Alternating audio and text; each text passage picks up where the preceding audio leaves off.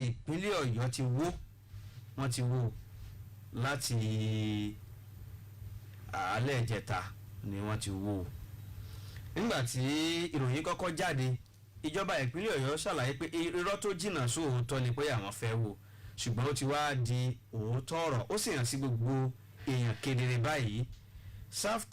quarter yìí wọ́n kọ́ láyé ọ̀gágun jẹ́ǹbẹ̀ wọ́n tí wọ́n ti fẹ̀yìntì lẹ́nu iṣẹ́ ológun. ibẹ̀ sì wúlò púpọ̀ gan fáwọn tó jẹ́ òṣìṣẹ́ fún ilé ìgbóhùnsáfẹ́fẹ́ yìí. ọ̀pọ̀lọpọ̀ àwọn tó ti jẹ́ lẹ́ẹ̀kan tó jẹ́ akọ́ṣẹ́mọṣẹ́ nídìí iṣẹ́ ìgbóhùnsáfẹ́fẹ́ ìyẹn ní Nàìjíríà lónìí, òun ló jẹ́ pé wọ́n ti gbabẹ̀ kọjá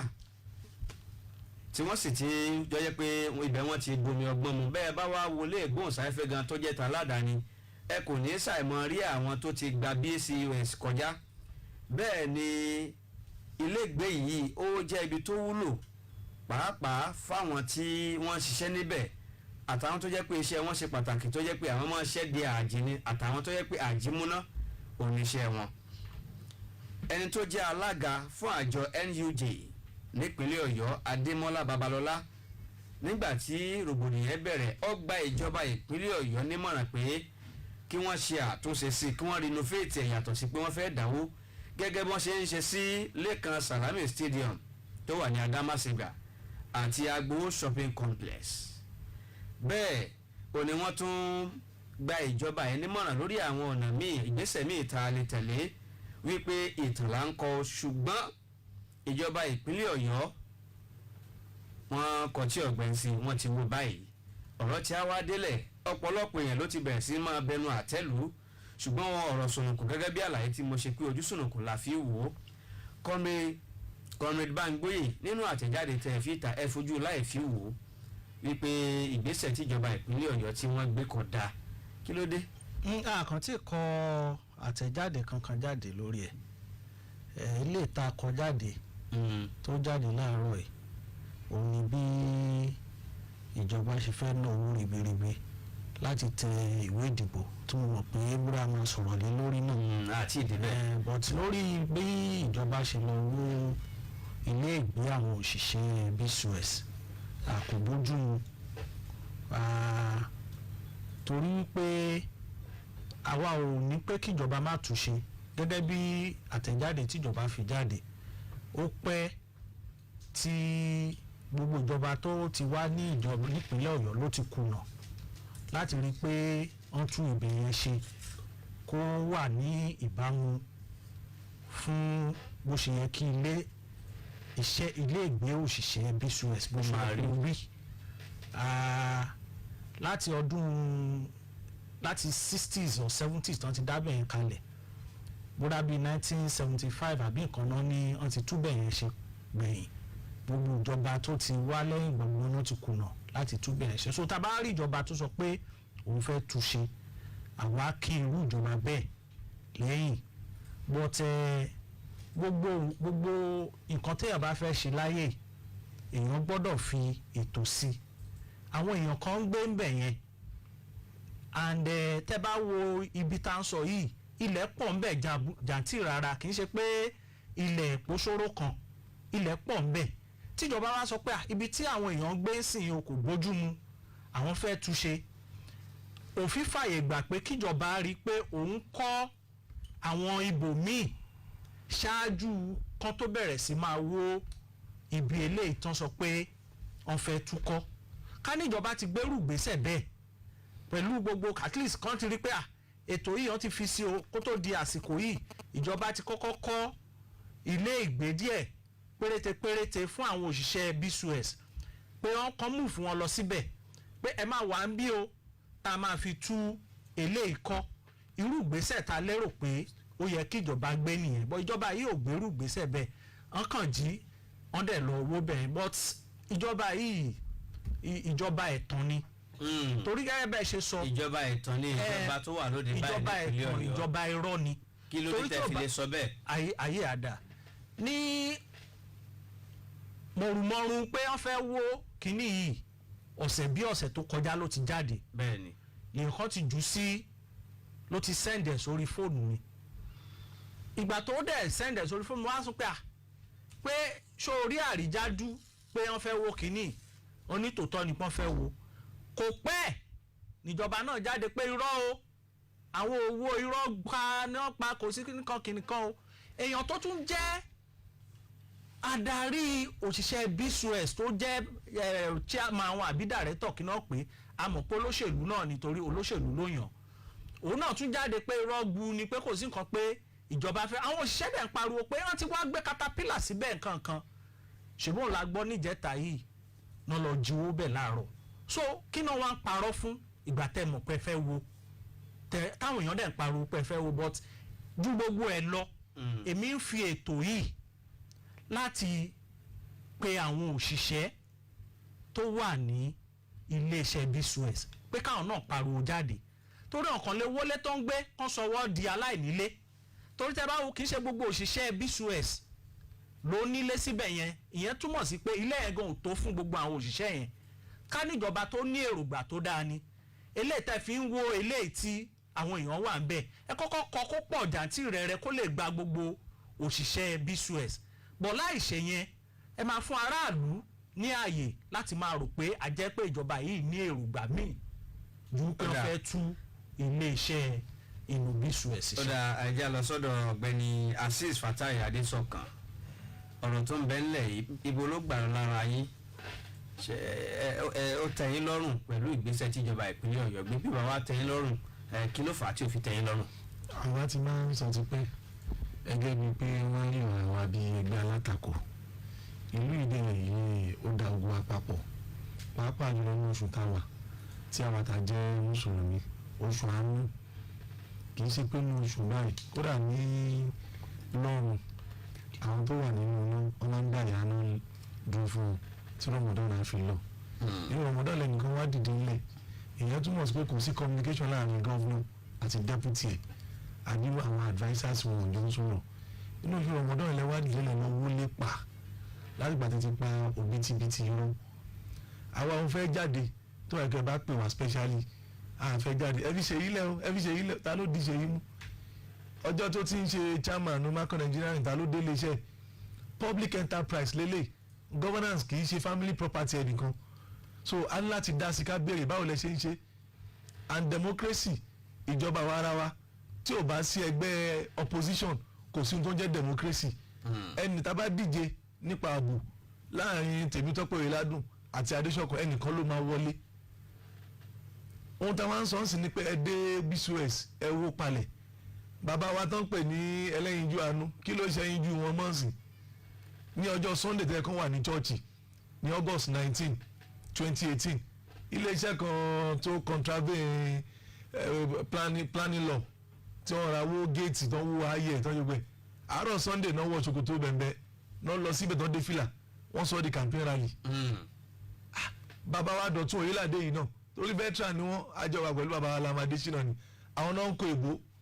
èbó oríṣiríṣi Dọ̀tun Oyèládé Prince Dọ̀tun Oyèládé. àwọn náà ń gbọ́ wa lọ́wọ́ báyìí. kí wọ́n wá fà á táwọn ń tọ́ra wa lórílẹ̀‐èdè yìí ọmọ Venezuela àbí ọmọ Kuala Lumpur ní Malaysia kò ní wá ṣe gómìnà ìkànnù wa náà ni ó di gómìnà báwo la ṣe ń ṣèlú òun là ń sọ fáwọn èèyàn wa ọ̀rọ̀ ìdìbò ó yàtọ̀ sí ohun téèyàn máa ṣe tó bá débẹ̀ a máa bẹ̀rẹ̀ lórí competency. ṣé n tẹ́ ń sọ ni wípé ó yẹ kí wọ́n kọ́ ilégbé mi fún wọn tàbí kán ti fún wọn ní wọ́n ti tán lólobó pé ìgbà yìí láàwo ẹ̀sán láàrin àjẹnimu ni. yàtọ̀ síbẹ̀ ẹjẹ̀ ń blow mind wa ìjọba máa ń tẹ̀lú ni kì í túlù ìjọba máa ń tẹ̀lú ni kì í túlù. ṣé n tẹ́ ń sọ ni pé ìjọba ti ń bẹ ńlẹ̀ yìí wọ́n fẹ́ túlù ni. wọ́n ti tú irú BSUS yẹn 1976 Jẹ́mi Bẹ̀wọ̀n ló initiate bàbá Bọ́lá Ìgè mọ́lé media hub ló yẹ kó jẹ́ ọ̀nà express Ẹgbẹ́dá wà ń bẹ̀ Technical University wà ń bẹ̀ ẹ lè ṣe GRA Mọ́níyà wà ń bẹ̀ Alábàtà village wà ń bẹ̀ Mọ́níyà ẹ ti ṣọ̀nà síbẹ̀ GRA lè spring up ìjọba máa tẹ̀lú ni kì í túlù dandan kọ́ ni kí GRA wà ní ibẹ̀ yẹn ó dẹ̀ afẹ́ wà ń bẹ̀ ni ó níye plot ẹ lè mú ẹ fi BSUS sílẹ̀ fún wọn nígbà táwọn kan 40 ọdún sẹ́yìn tí wọ́n sùn tí wọ́n wò pé báwo lọ́jọ́ ọ̀la Ọ̀yọ́ ṣe ṣe fẹ́ dé táyìn wá dé láàrin tó tí ìpọ́dún méjì tẹ̀wá mú tẹ̀wá pa púpà ò ìyẹn ò dùn yín bẹ́ẹ̀ ni ilé epo lọ́jọ́ bẹ́ẹ̀ ni ilé epo ní challenge bẹ́ẹ̀ ni shop over 100 shops gbígbà bí wọ́n gbà a máa sọ pé jẹ́bí arábìnrin la sọ pé omi tuntun lẹ́pẹ̀ fún wa ń jò ní kí ló wá tún ṣe lè sì máa di omi dáńdá rú báyìí. so ogun tá à ń sọ ń sìn ni pé ìjọba ó máa ń wà magnanimous ó máa ń fi ìdá ní àìlódà pé pa ìjọba máa fi ìdá àmọ́ kò lè dùn mí ọmọ ẹgbẹ́ wọn lórí Facebook wa ní àná ló bá sẹ́ǹdẹ̀ sí mi ní pé Shylock pé kílẹ̀ lérò nígbà tí Shylock bá jẹ olórí ìjọba kí ni tún jẹ́ Shylock bàbá wa ṣípa ló kọ síbẹ̀ lórí Facebook ọmọ ẹgbẹ́ PDP wọn èmi ò bá wọn dìbò PDP rí ìyẹn túmọ̀ sí pé ní ilé PDP gan kò tí àwọn ọmọ wọn lọ́rùn torí ẹni èmi fẹ́ wà lùjọ́ náà nu wọn torí ẹgbẹ́ náà rẹ̀ láwa yìí àwọn ọ̀rọ̀ kan wà yẹn gbọ́dọ̀ máa pa òṣèlú á lọ á kú àwọn àti Ọlọ́run á máa kú lọ́jọ́ kan èèyàn fi kú yọ̀yàn ikú ń bẹ òun là ń sọ fáwọn èèyàn wa nílé ipe tá a bá fẹ́ dìbò yọ̀yàn ó ní àwọn kan tá a máa ń wò ẹ̀ṣẹ̀ kan ní kíyàn lówó lọ́wọ́ ẹ̀ṣẹ̀ kan ẹni tọ́lọ̀ bá kó máa lówó lọ́wọ́ àmọ́ à ń wo mental ability etiquette of governance gbogbo kíní ilẹ̀ máa ń wò political Machiavellian inherent àwọn kíní ilẹ̀ máa ń wò ká tó dìbò yọ̀yàn bàbá Bọ́lá Ìgè kò ibú kò jí láàárọ̀ mu wíṣkì àbókò ní kíríkì wọn ló ń fẹ́ jẹ gómìnà Ọ̀yọ́ ṣe iṣẹ́ wo ló ṣe rí ọ̀tọ̀ ni oníṣòwò ọ̀tọ̀ ni administrator. Fatai Adésọ̀kan ẹni sùúrù ẹjẹ́ àlọ́sọ́dọ̀ ọkọ̀rin Ṣẹ́gun Salam gbogbo tí ń bẹ lọ́kàn yín náà lẹ́sàn tó ní ibi tá a fẹ́ yàwó pọ̀ kì í sọ̀rọ̀ wọn wo staff quarters nìkan la fẹ́ gbéyẹ̀wò lórí ètò láàárọ̀ yìí ọ̀rọ̀ staff quarters ibi tí èmi ti ń wo nǹkan rèé gbogbo ìjọba tó ń wá tó ń lọ nípínlẹ̀ Ọ̀yọ́ ń àṣìṣe ó ní bí máa jẹ́ kí àwọn èèyàn mọ ìgbésẹ̀ tí wọ́n fẹ́ gbé nígbà tí wọ́n ń ṣe ojú ọ̀nà challenge ń bì ọ̀pọ̀lọpọ̀ ní pé kí wọ́n fẹ́ síbẹ̀ ó yẹ kí gbogbo aráàlú ọmọ ìpínlẹ̀ Ọ̀yọ́ kí wọ́n lè mọ̀ pé ìjọba yìí ó ìtàn fẹ́ ṣe rèé lánàá mo fẹ́ rin gbogbo Ìbàdàn tán láti ọ́fíìsì wa yìí mo lọ sí ibì kan tí wọ́n ń pè ní lẹ́yìn Òdògbó Barrack tó lọ sí Igbó Olóyin mo lọ síbẹ̀ mo rìn káàkiri nínú ìrìn àjò mi rìn kiri ló mo rí pé wọ́n ń ṣètò iná tẹ̀gbẹ́ títì mo rìn káàkiri mo á rò pé èèyàn mélòó gan ló tiẹ̀ mọ̀ tún mọ iná tí ìjọba ń ṣe yìí mo rí pé èèyàn bá sun gbá mi gan ọkàn lè bá wájú ta tí wọ́n ti fò wọ́n ní ìjọba fẹ́ ṣe nǹkan ó yẹ kí ìjọba lè máa sí àwọn èèyàn létí ní gbogbo ìgbà pé a fẹ́ ṣe nǹkan báyìí o ojú ibi tèmi fi wò nù ṣùgbọ́n kọ́nu Ṣẹ́gun Salam ojú wo lè fi rọ̀ tí mẹ́rin yìí. ẹ ṣe atọ́kùn ibi tí ẹ ti bí ọ̀rọ̀ lèmi náà ti gbé ó dàbí pé àtijọba tó wà ní Àbújá àti tó wà ní ìpínlẹ̀ Ọ̀yọ́ àwọn méjèèjì wọ́n weak ní information sí àwọn aráàlú inú mi dùn.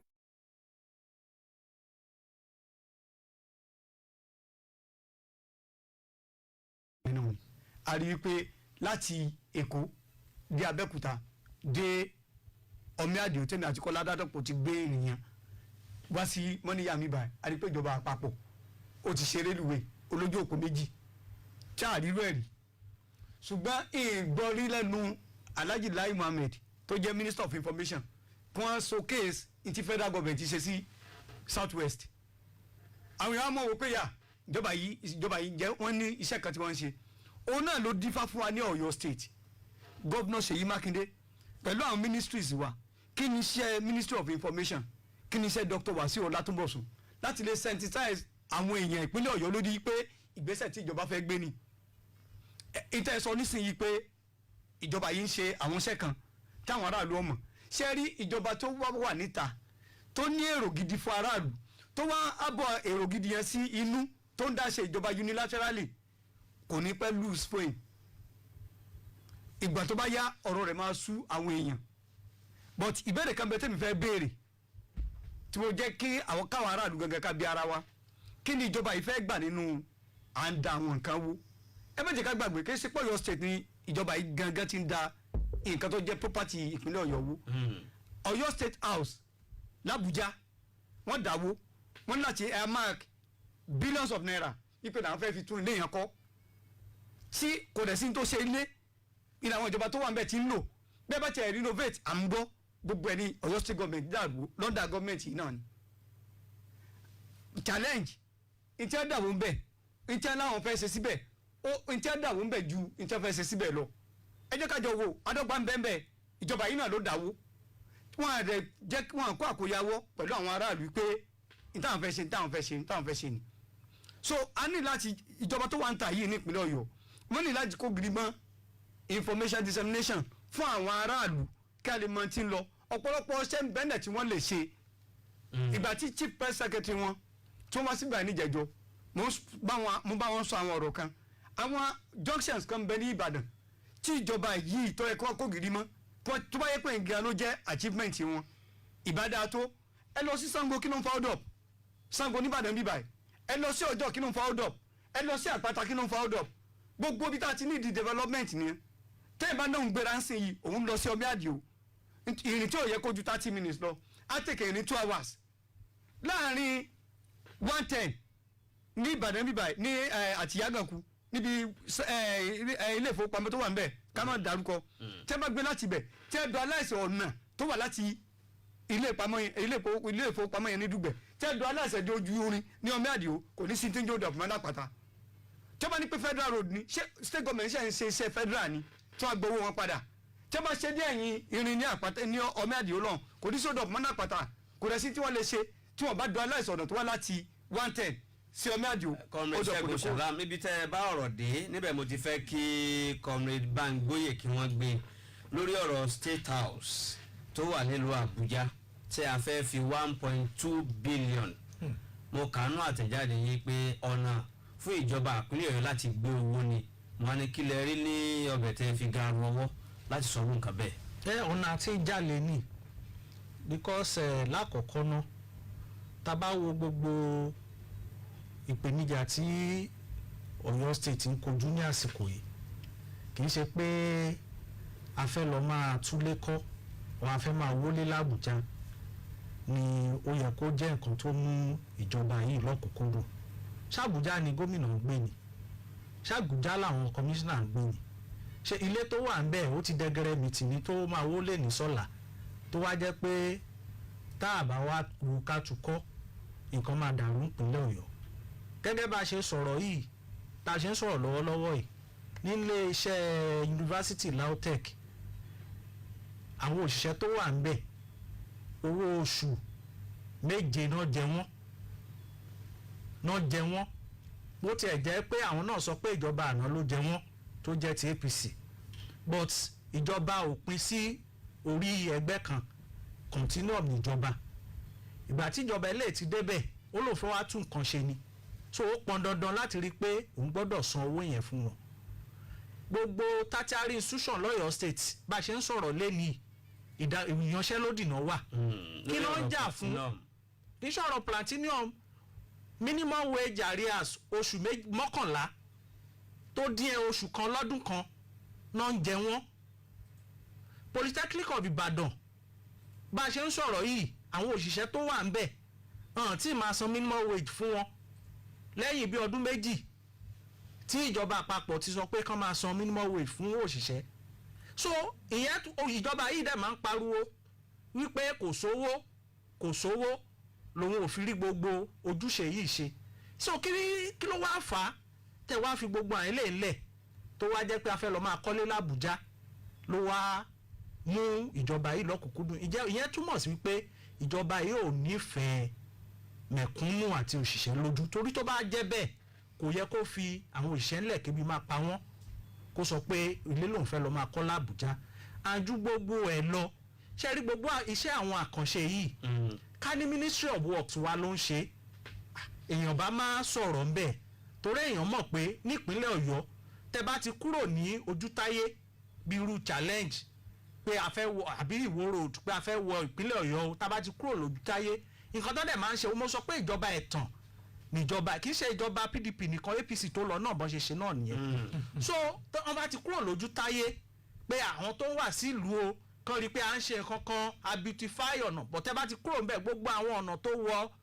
tó wọ àdúgbò kankan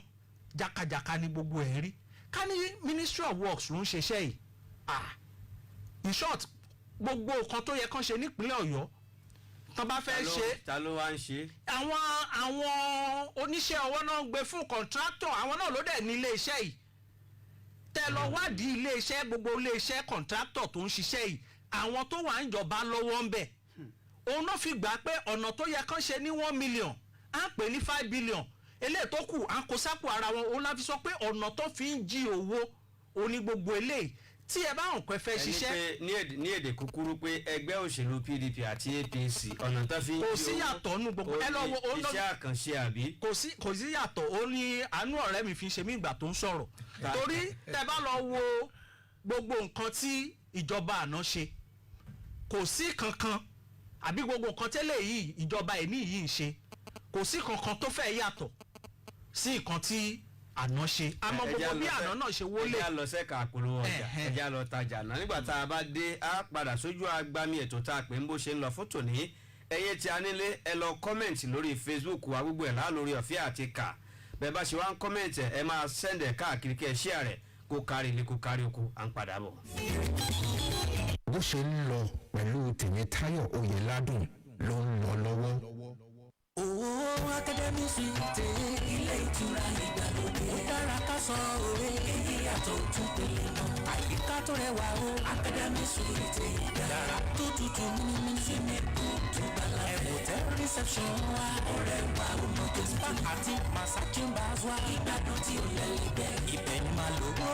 Tábà ń ṣayẹyẹ, tábà ń ṣàríyá. Ọgbọ̀n ò lẹ́lẹ́gbẹ́. Tábà ń ṣayẹyẹ, tábà ń ṣàríyá. Ìfẹ́ sẹ́ńtà eyé máa tún ga. Tábà ń ṣayẹyẹ, tábà ń ṣàríyá. Ìgbọ́pọ̀ sí ń bẹ́. Tábà ń ṣayẹyẹ, tábà ń ṣàríyá. Àwọn tẹ̀lé fi NCDC. Ilé ìtura ìgbàlódé. Àrùn olè ráyè wọbẹ̀. Ilé ìtura ìgbàlódé. À ń fọwọ́ wa ká tó wọlé. Ilé ìtura ìgbàlódé. Social distancing ń bẹ́. Ilé ìtura ìgbàlódé. Wearing no face mask ìyẹn ò dúró. Ilé ìtura ìgbàlódé. Ọ̀sán-sámi road lawa. Ilé ìtura ìgbàlódé. Òkè Àdó nílùú Ìbàdàn. Ilé ìtura ìgbàlódé. Academy Suite. Ilé ìtura ìgbàlódé. لبيك اللهم لبيك. àsìmúnà láwù agent humura limited ló pe gbogbo múmìnì àti múmìnì òdùdù bá a ti ṣe mọ̀ pé òpó kan nínú ẹ̀sìn Islam ní ká lọ jẹ́ pé Ọlọ́run nílùú Mẹ́kà tágbára bá wà wàhálù lè báyìí ti ilẹ̀ mẹ́sítàtọ́ á ilé ìsẹ̀bíìlà láti wá ṣiṣẹ́ olóore tó pé yálà a fẹ́ lọ sí hajj àbí umura àsìmúnà láwù agent humura limited la lè bá lọ ṣé ti ìrírí wọn la fẹ́ sọ ni níbi ká kó ní ìrìn àjò hajj àbí umura látàrí àwọn òjìní akọ́ṣẹ́mọṣẹ́ tí wọ́n ní ìbáṣepọ̀ àti ìrírí láti inú àjọ NACOM tí wọ́n bá ṣiṣẹ́ ilé ìgbé tó súnmọ́ Kaaba àti haram ló ti wà níkàlẹ̀ ọ̀fẹ́ ọkọ̀ tí ó mọ̀ dé gbogbo ẹ̀ tó bá bá wọn rìnrìn àjò ètò ìlera àtọ́jú ọ̀fẹ́ ògbẹ́yìn bákan náà lè tó wà fún gbogbo àrúgbó àtẹni tó ní pèníjà ara láti ṣe hajj àti umra pẹ̀lú iléeṣẹ́ àsìbúnà law agent humura limited bábá bá rí ibẹ̀ wá ni pé o lè sanwó díẹ̀ lọ́dọ̀ tiwọn àsìbúnà law agent humura limited wà ní suite 54 Adébáyọ̀ Plaza Adex bus stop beside Total filling station Academy Iwo Road Ìbàdàn ẹ̀rọ ìbánisọ̀rọ̀ wọn 08033116290 tàbí 08030825402 àsìbúnà law agent humura limited iléeṣẹ́ tó fi lọ́kàn balẹ̀ tá a bá fẹ́ ṣiṣẹ́ ìrìn àjò mímọ́.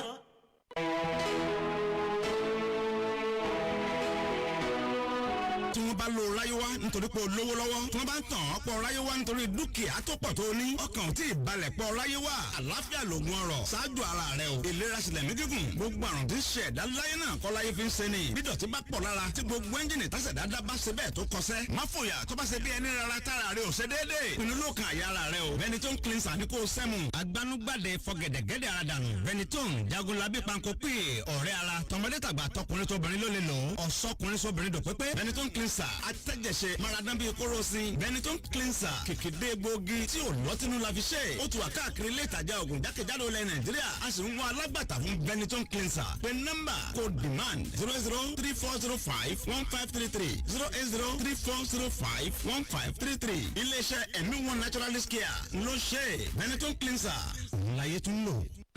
ṣàlẹ́wà òtún mọ abc àbúrò ẹ̀ta ní kó káwọn dúdú náà èyí náà kàkàkùkà. owó baba ṣàlẹ́wà kí ló ṣẹlẹ̀. wo ọ̀rẹ́ mi ọ̀rọ̀ ẹ̀kọ́ àwọn èèyàn tójú sí mi báyìí èyí tí ẹ̀ mọ nǹkan tí mo lè ṣe mọ́. ọ̀rọ̀ ẹ̀kọ́ àṣewá dogun tó wá ń fi agídí mú ọmọ. wo ẹni tó bá mojú ògùn nípa bìnírè má máa dára rẹ láàmú níbi à ń kó káńtàsì síwájú kọ́mọ lẹ́kọ̀ọ́ 1 2 3 mọ́. àwọn olùkọ́ tó mọ ojú ìlẹ́jà àmọ̀ tí wọ́n bọ́ kọ́mọ rẹ. èmi mọ iléèwé kan Fetchers Group of School tí ó wà ní plot 1 to 4 Pipeline Way off Ìtamẹ́rin Agbègbú Ẹlẹ́bù Olúyọ̀lé extension Ìbàdàn. bẹ́ẹ̀ ni o ètò ìgbaniwọlé lọ lọ́wọ́ sí ilé ẹ̀kọ́ alákọ̀ọ́bẹ̀rẹ̀ títí tó fi dé ilé ẹ̀kọ́ girama fún sáà ètò ẹ̀kọ́ 2021-2022. wàyí o ìdánwò ìgbaniwọlé yóò máa wáyé ní gbogbo ọjọ́ sátidé èyí tó gbẹ̀yìn oṣù bẹ̀rẹ̀ láti oṣù kẹrin títí tó fi dé oṣù kẹjọ. ẹ̀rọ ìbánisọ̀rọ̀ 07056638546 07056638546 tàbí 09053868369 09053868369. Ventures Group of Schools, Center of Excellence. Money.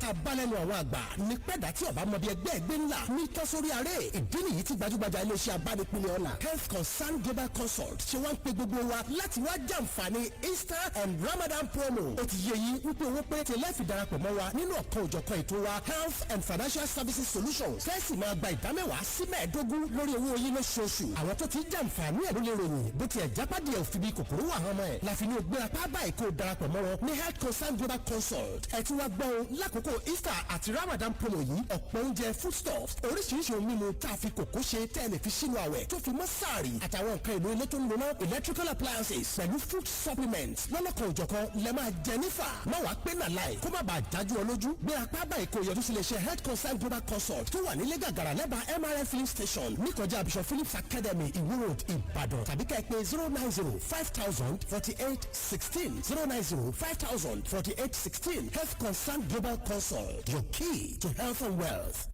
This Ramadan, learn new recipes to reward your taste buds every iftar. Join Jamila Lawal and other exceptional women on Maggi Diaries Season 4. Don't miss the fresh episodes as we take you on a fulfilling journey of food, love, and sharing. Tune in every day. Share rewarding moments with friends and family. Tune in to Maggi Diaries on NITV at 4:15 a.m. and on NTA at 4:30 a.m. every day. With Maggi, cook the difference.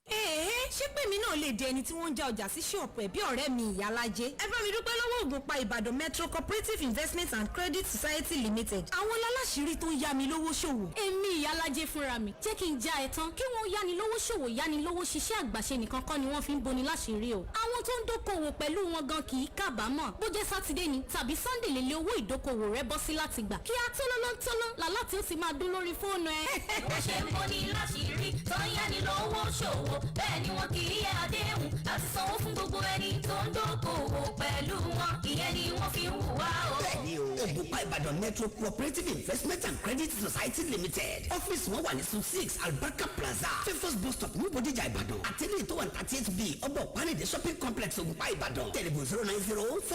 09042373866 tàbí 09076370516 ẹ̀yin náà fowó yín dókòwò pẹ̀lú wọn ẹ̀ ní kábàámọ̀ ká ẹ ṣe bẹ́ẹ̀. àlàáfíà lóògùn ọ̀rọ̀ ìlera pípínlẹ̀ dábí gbélé ayé pẹ̀lú ìrọ̀rùn Albasit International Alternative Therapy ìgbáyégbádùn ọmọ ènìyàn kárìn kátà kébé kọ́mọkùnrin ó sojúṣe rẹ̀ gbogbo ẹ̀ lórí ìsanra ló dá lé o ìwòsàn àtọ́jútùú sọ̀rọ̀ ìsanra lánàá ti bílẹ̀ ewé àtẹ̀gbù àwọn bàbá ńlá wa ọjọ́ ti pẹ́ tá a ti ń bàwọ̀ òyìnbó jẹ́ ń bọ̀ kò sì fọmọ́ wa lọ́wọ́ rí o ọ̀rẹ́ wa o lọ́gbẹ́ ló máa gbàgbé àròyé lórí mi ò lè bẹ̀rẹ̀ mi ò lè nàró mi ò lè dúró orúnkún ẹsẹ̀ èjìká àti ìbàdí bàbá balógun ìbàrùbá ń ṣe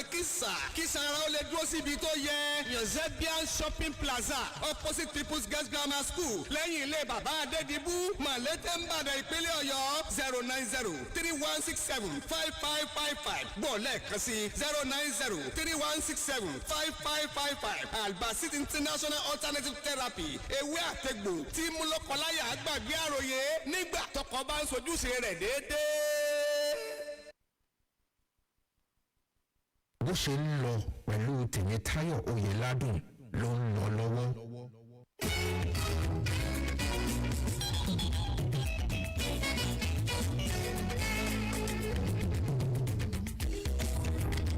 akínyẹ̀pẹ̀ káàbọ̀ lẹ́ka ìpolówó ọjà wa ètò yín ètò wa tá a pè ń bó ṣe ń lọ òun náà ló ń tẹ̀ wájú níkànnì Lágẹ̀lú FM òkè tó ga jòkè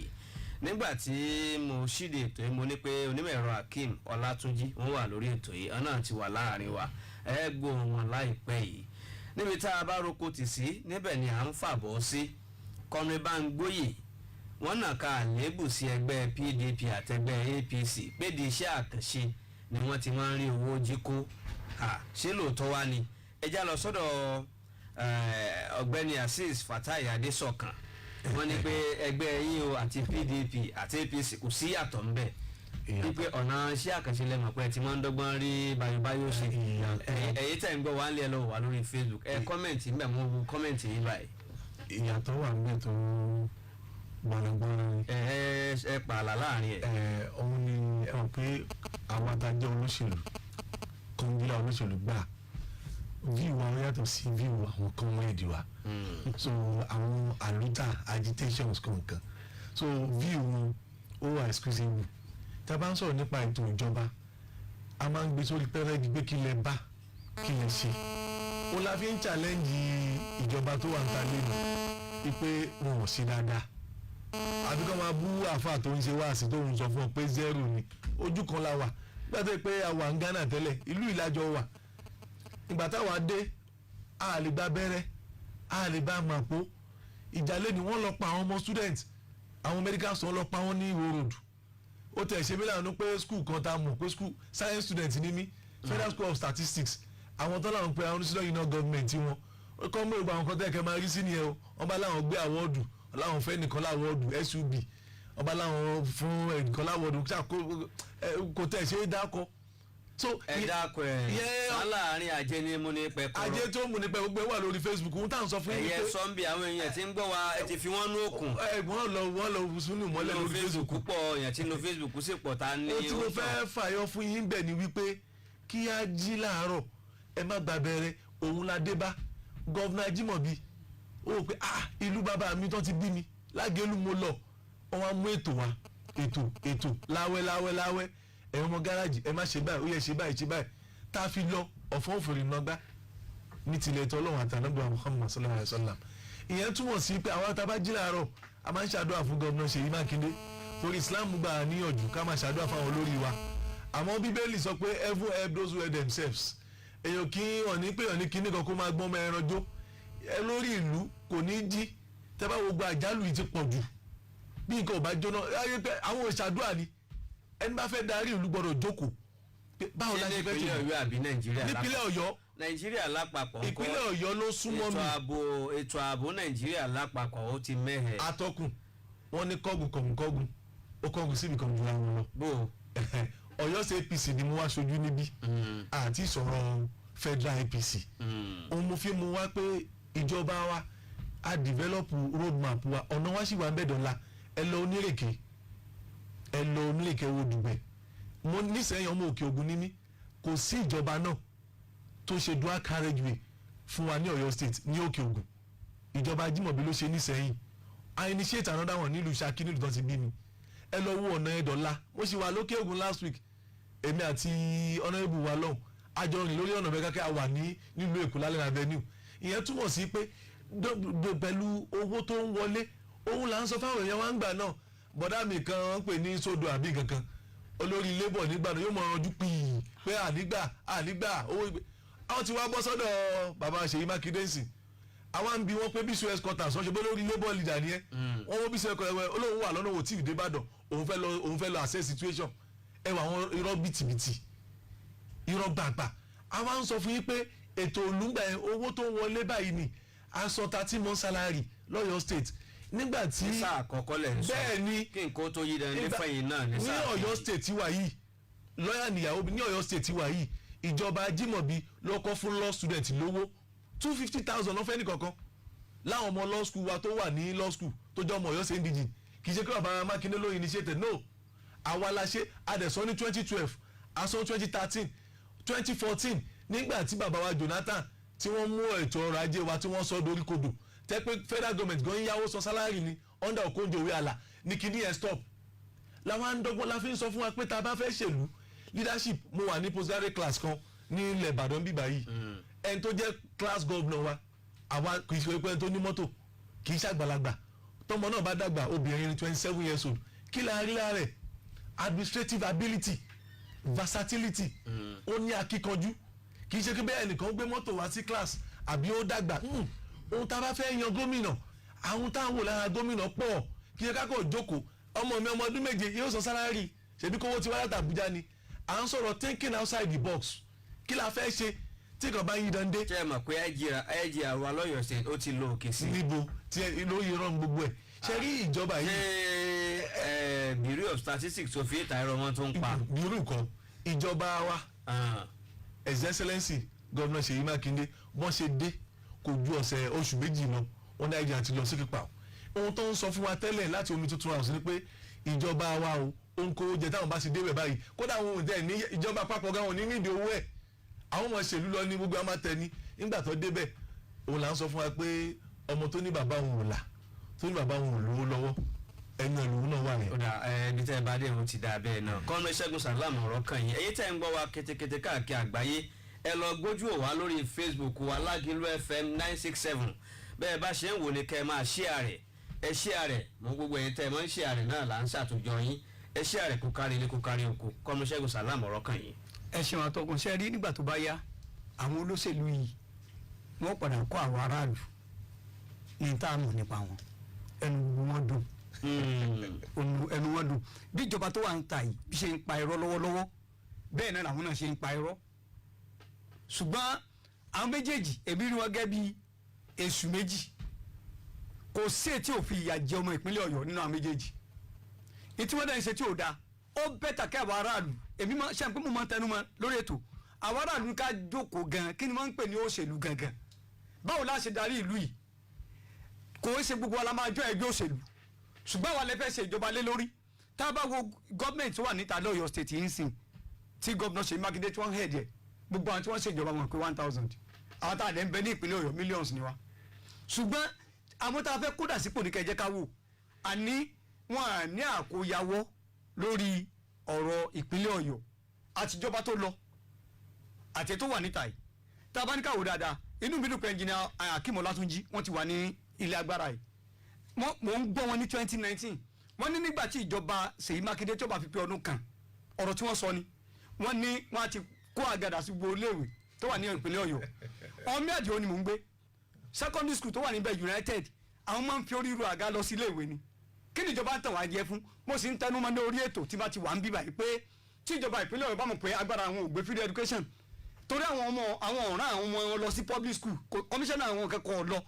ọmọ ẹnjìnà Ọlátúnjí tó jókòó ìmí ò ṣùọ̀pọ̀ ọmọ wọn wà ní public schools ẹ má jẹ́ kí wọ́n kandara brain wa mọ́ tí wọ́n mọ̀ pé agbára wọn ò gbé free education tẹ́lẹ̀ àwọn fún Ọ̀yọ́ state babaláwo ni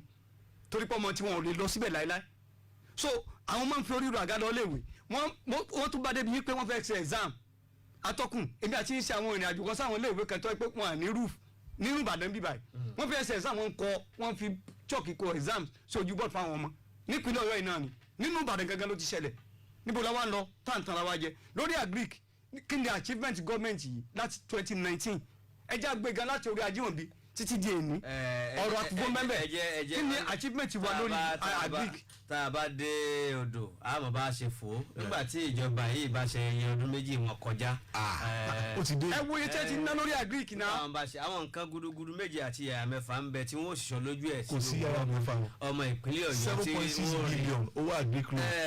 ẹ jẹ́ lọ sọ́dọ̀ Kọ̀rẹ́ Bámgbóyè nítorí mo rí i pé ọ̀sọ̀ọ̀sẹ̀ lẹ máa ń jókòó nínú ẹgbẹ́ yìí tẹ́ máa ń fi àwọn àtẹ̀jáde ta lórí gbogbo ìgbésẹ̀ tíjọba ìpínlẹ̀ Ọ̀yọ́ tí wọ́n bá gbé ẹ tún sọ̀rọ̀ yìí pé lórí ballot papers tí ìjọba ìpínlẹ̀ Ọ̀yọ́ fẹ́ fi 279.5 million tẹ̀ wọ́n ní iye pépà yóò jẹ́ 2.6 million ẹni ọ̀nà àtijọ́wọ́ kò ní kò wá sí ní tíjọba ẹ ṣe àtìgbówó ni. ọ̀nà àtìgbówó ni bọ̀ kí tó lọ sí yẹn náà àtòrí Comrade Salam sọ̀rọ̀ kan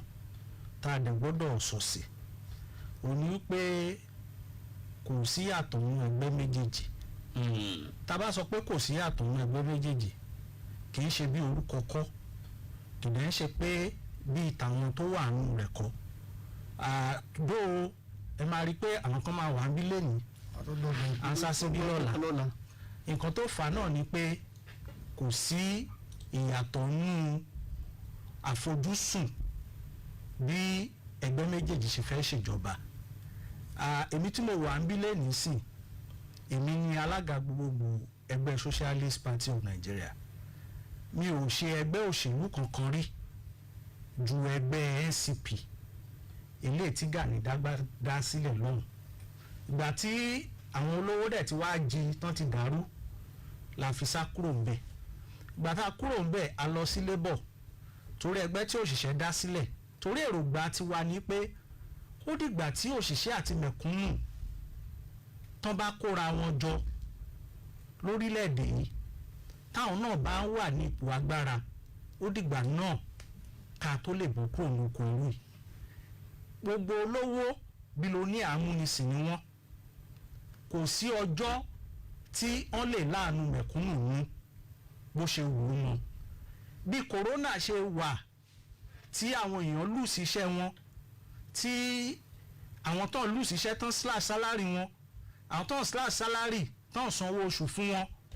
tí orí ta gbogbo ọmọ lórílẹ̀‐èdè in short palliative tíjọba tún lọ yáwó tó máa fẹ́ fún àwọn ọmọ orílẹ̀‐èdè wọ́n tún kó sínú ilé àwọn èèyàn tún lọ ń jí fún ara wọn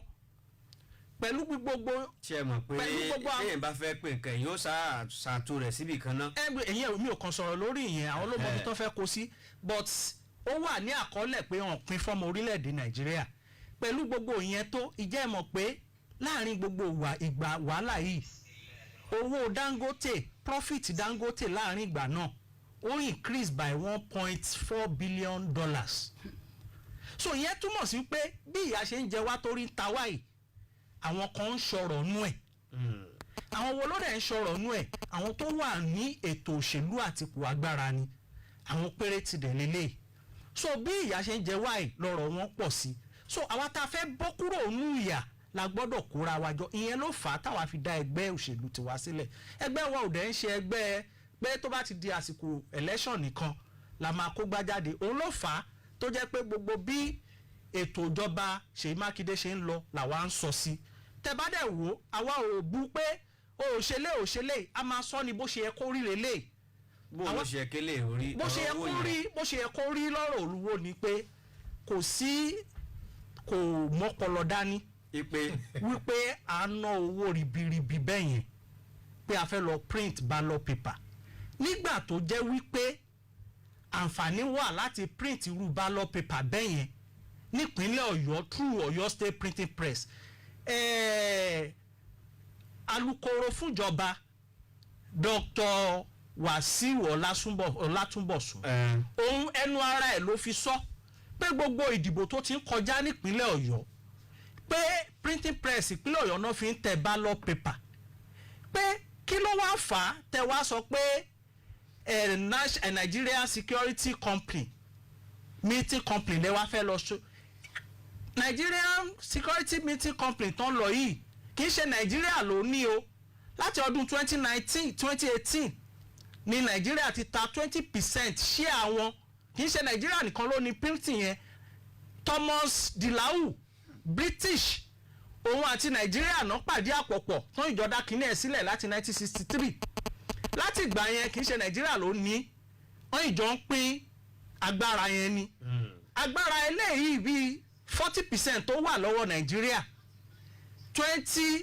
2018 ní Nàìjíríà ta 21% yẹ tó kù 10% utility eléyìí tó dẹ̀ kù yẹn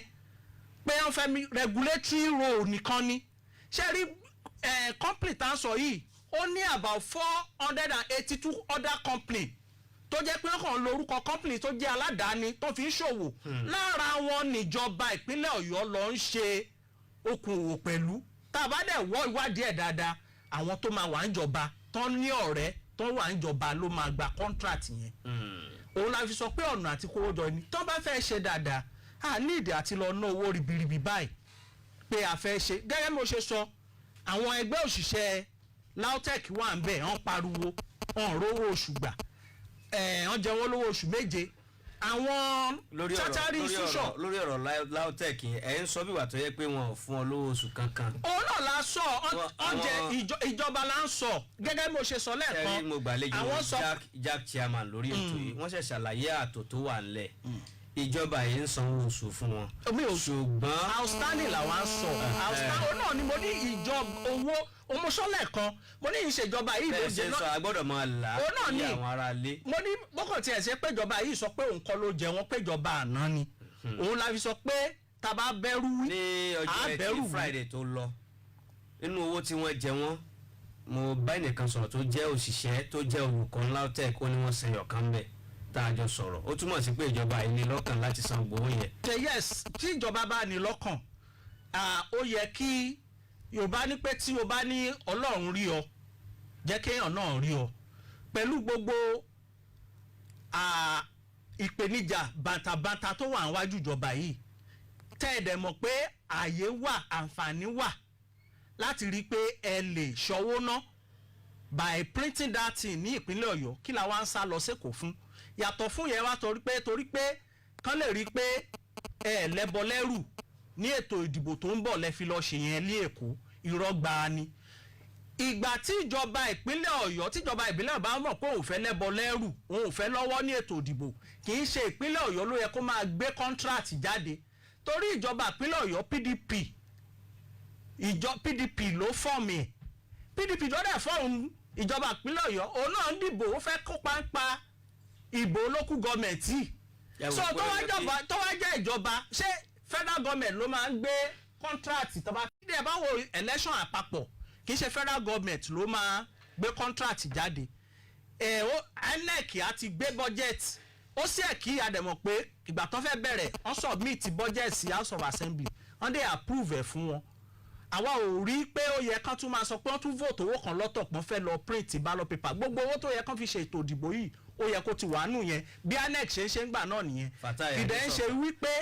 ẹ ṣeun Comrade Bámgbóyè ẹ ṣeun ẹ fẹ́ ṣe àríwísí sí nǹkan tí wọ́n sọ yìí. bẹ́ẹ̀ni ṣe rí mo ti sọ sẹ́yìn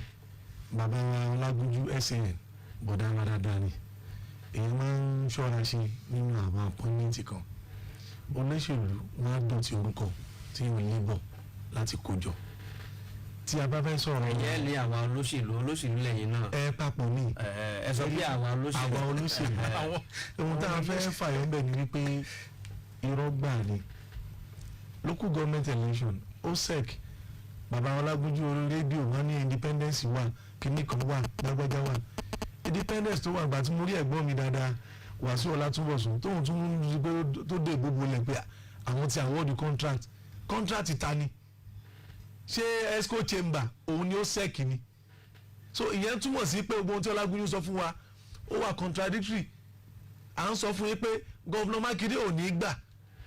kí wọ́n sọ pé wọ́n jẹ́ senior advocate pé OSEC chairman nǹkan tó wù ẹ́ ló fẹ́ ṣe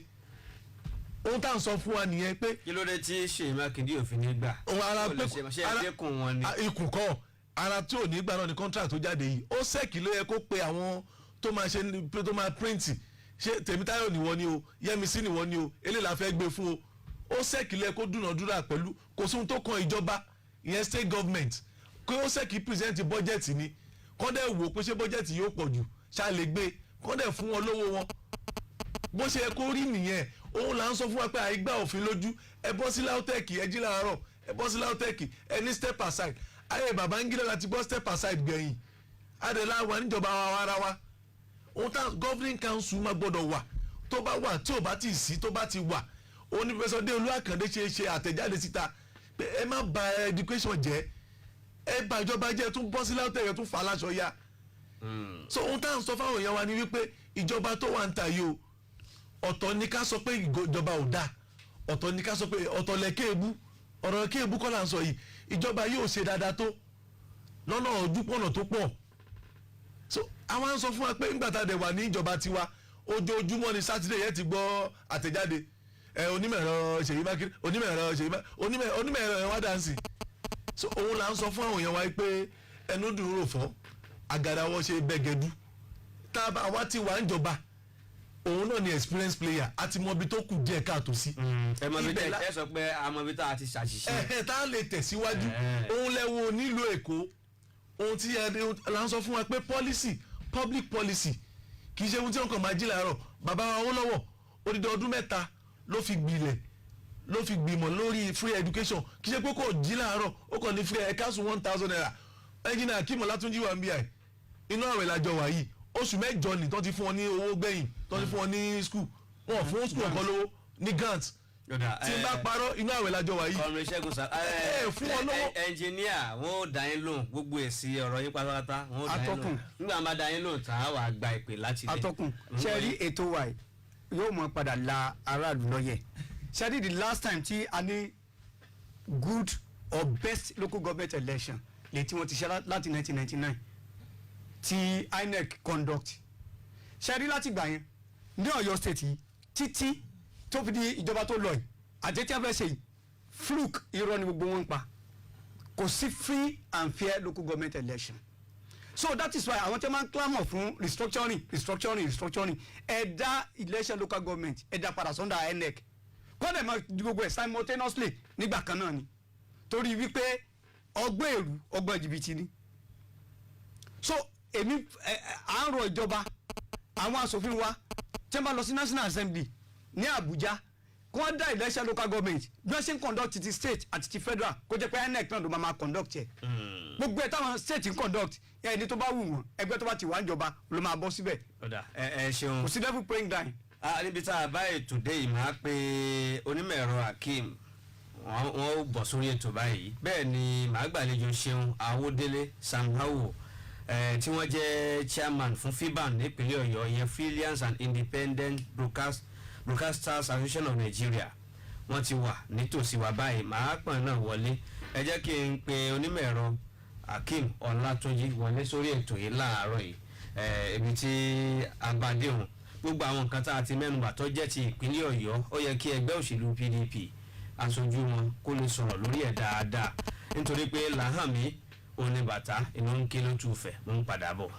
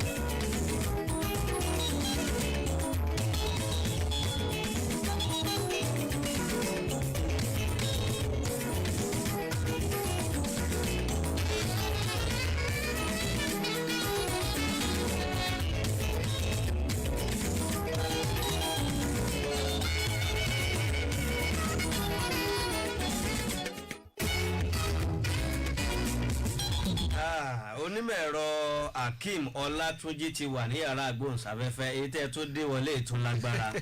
ṣẹ́tù fún Olúyọ̀lé kílẹ̀ ń ṣẹ́tù fún. ọ̀rọ̀ ṣẹ́tù Ọláìdé ti ṣẹ́tù Olúyọ̀lé. o ti ṣẹ́tù Olúyọ̀lé. lágbára Ọlọ́run so àwa ti ń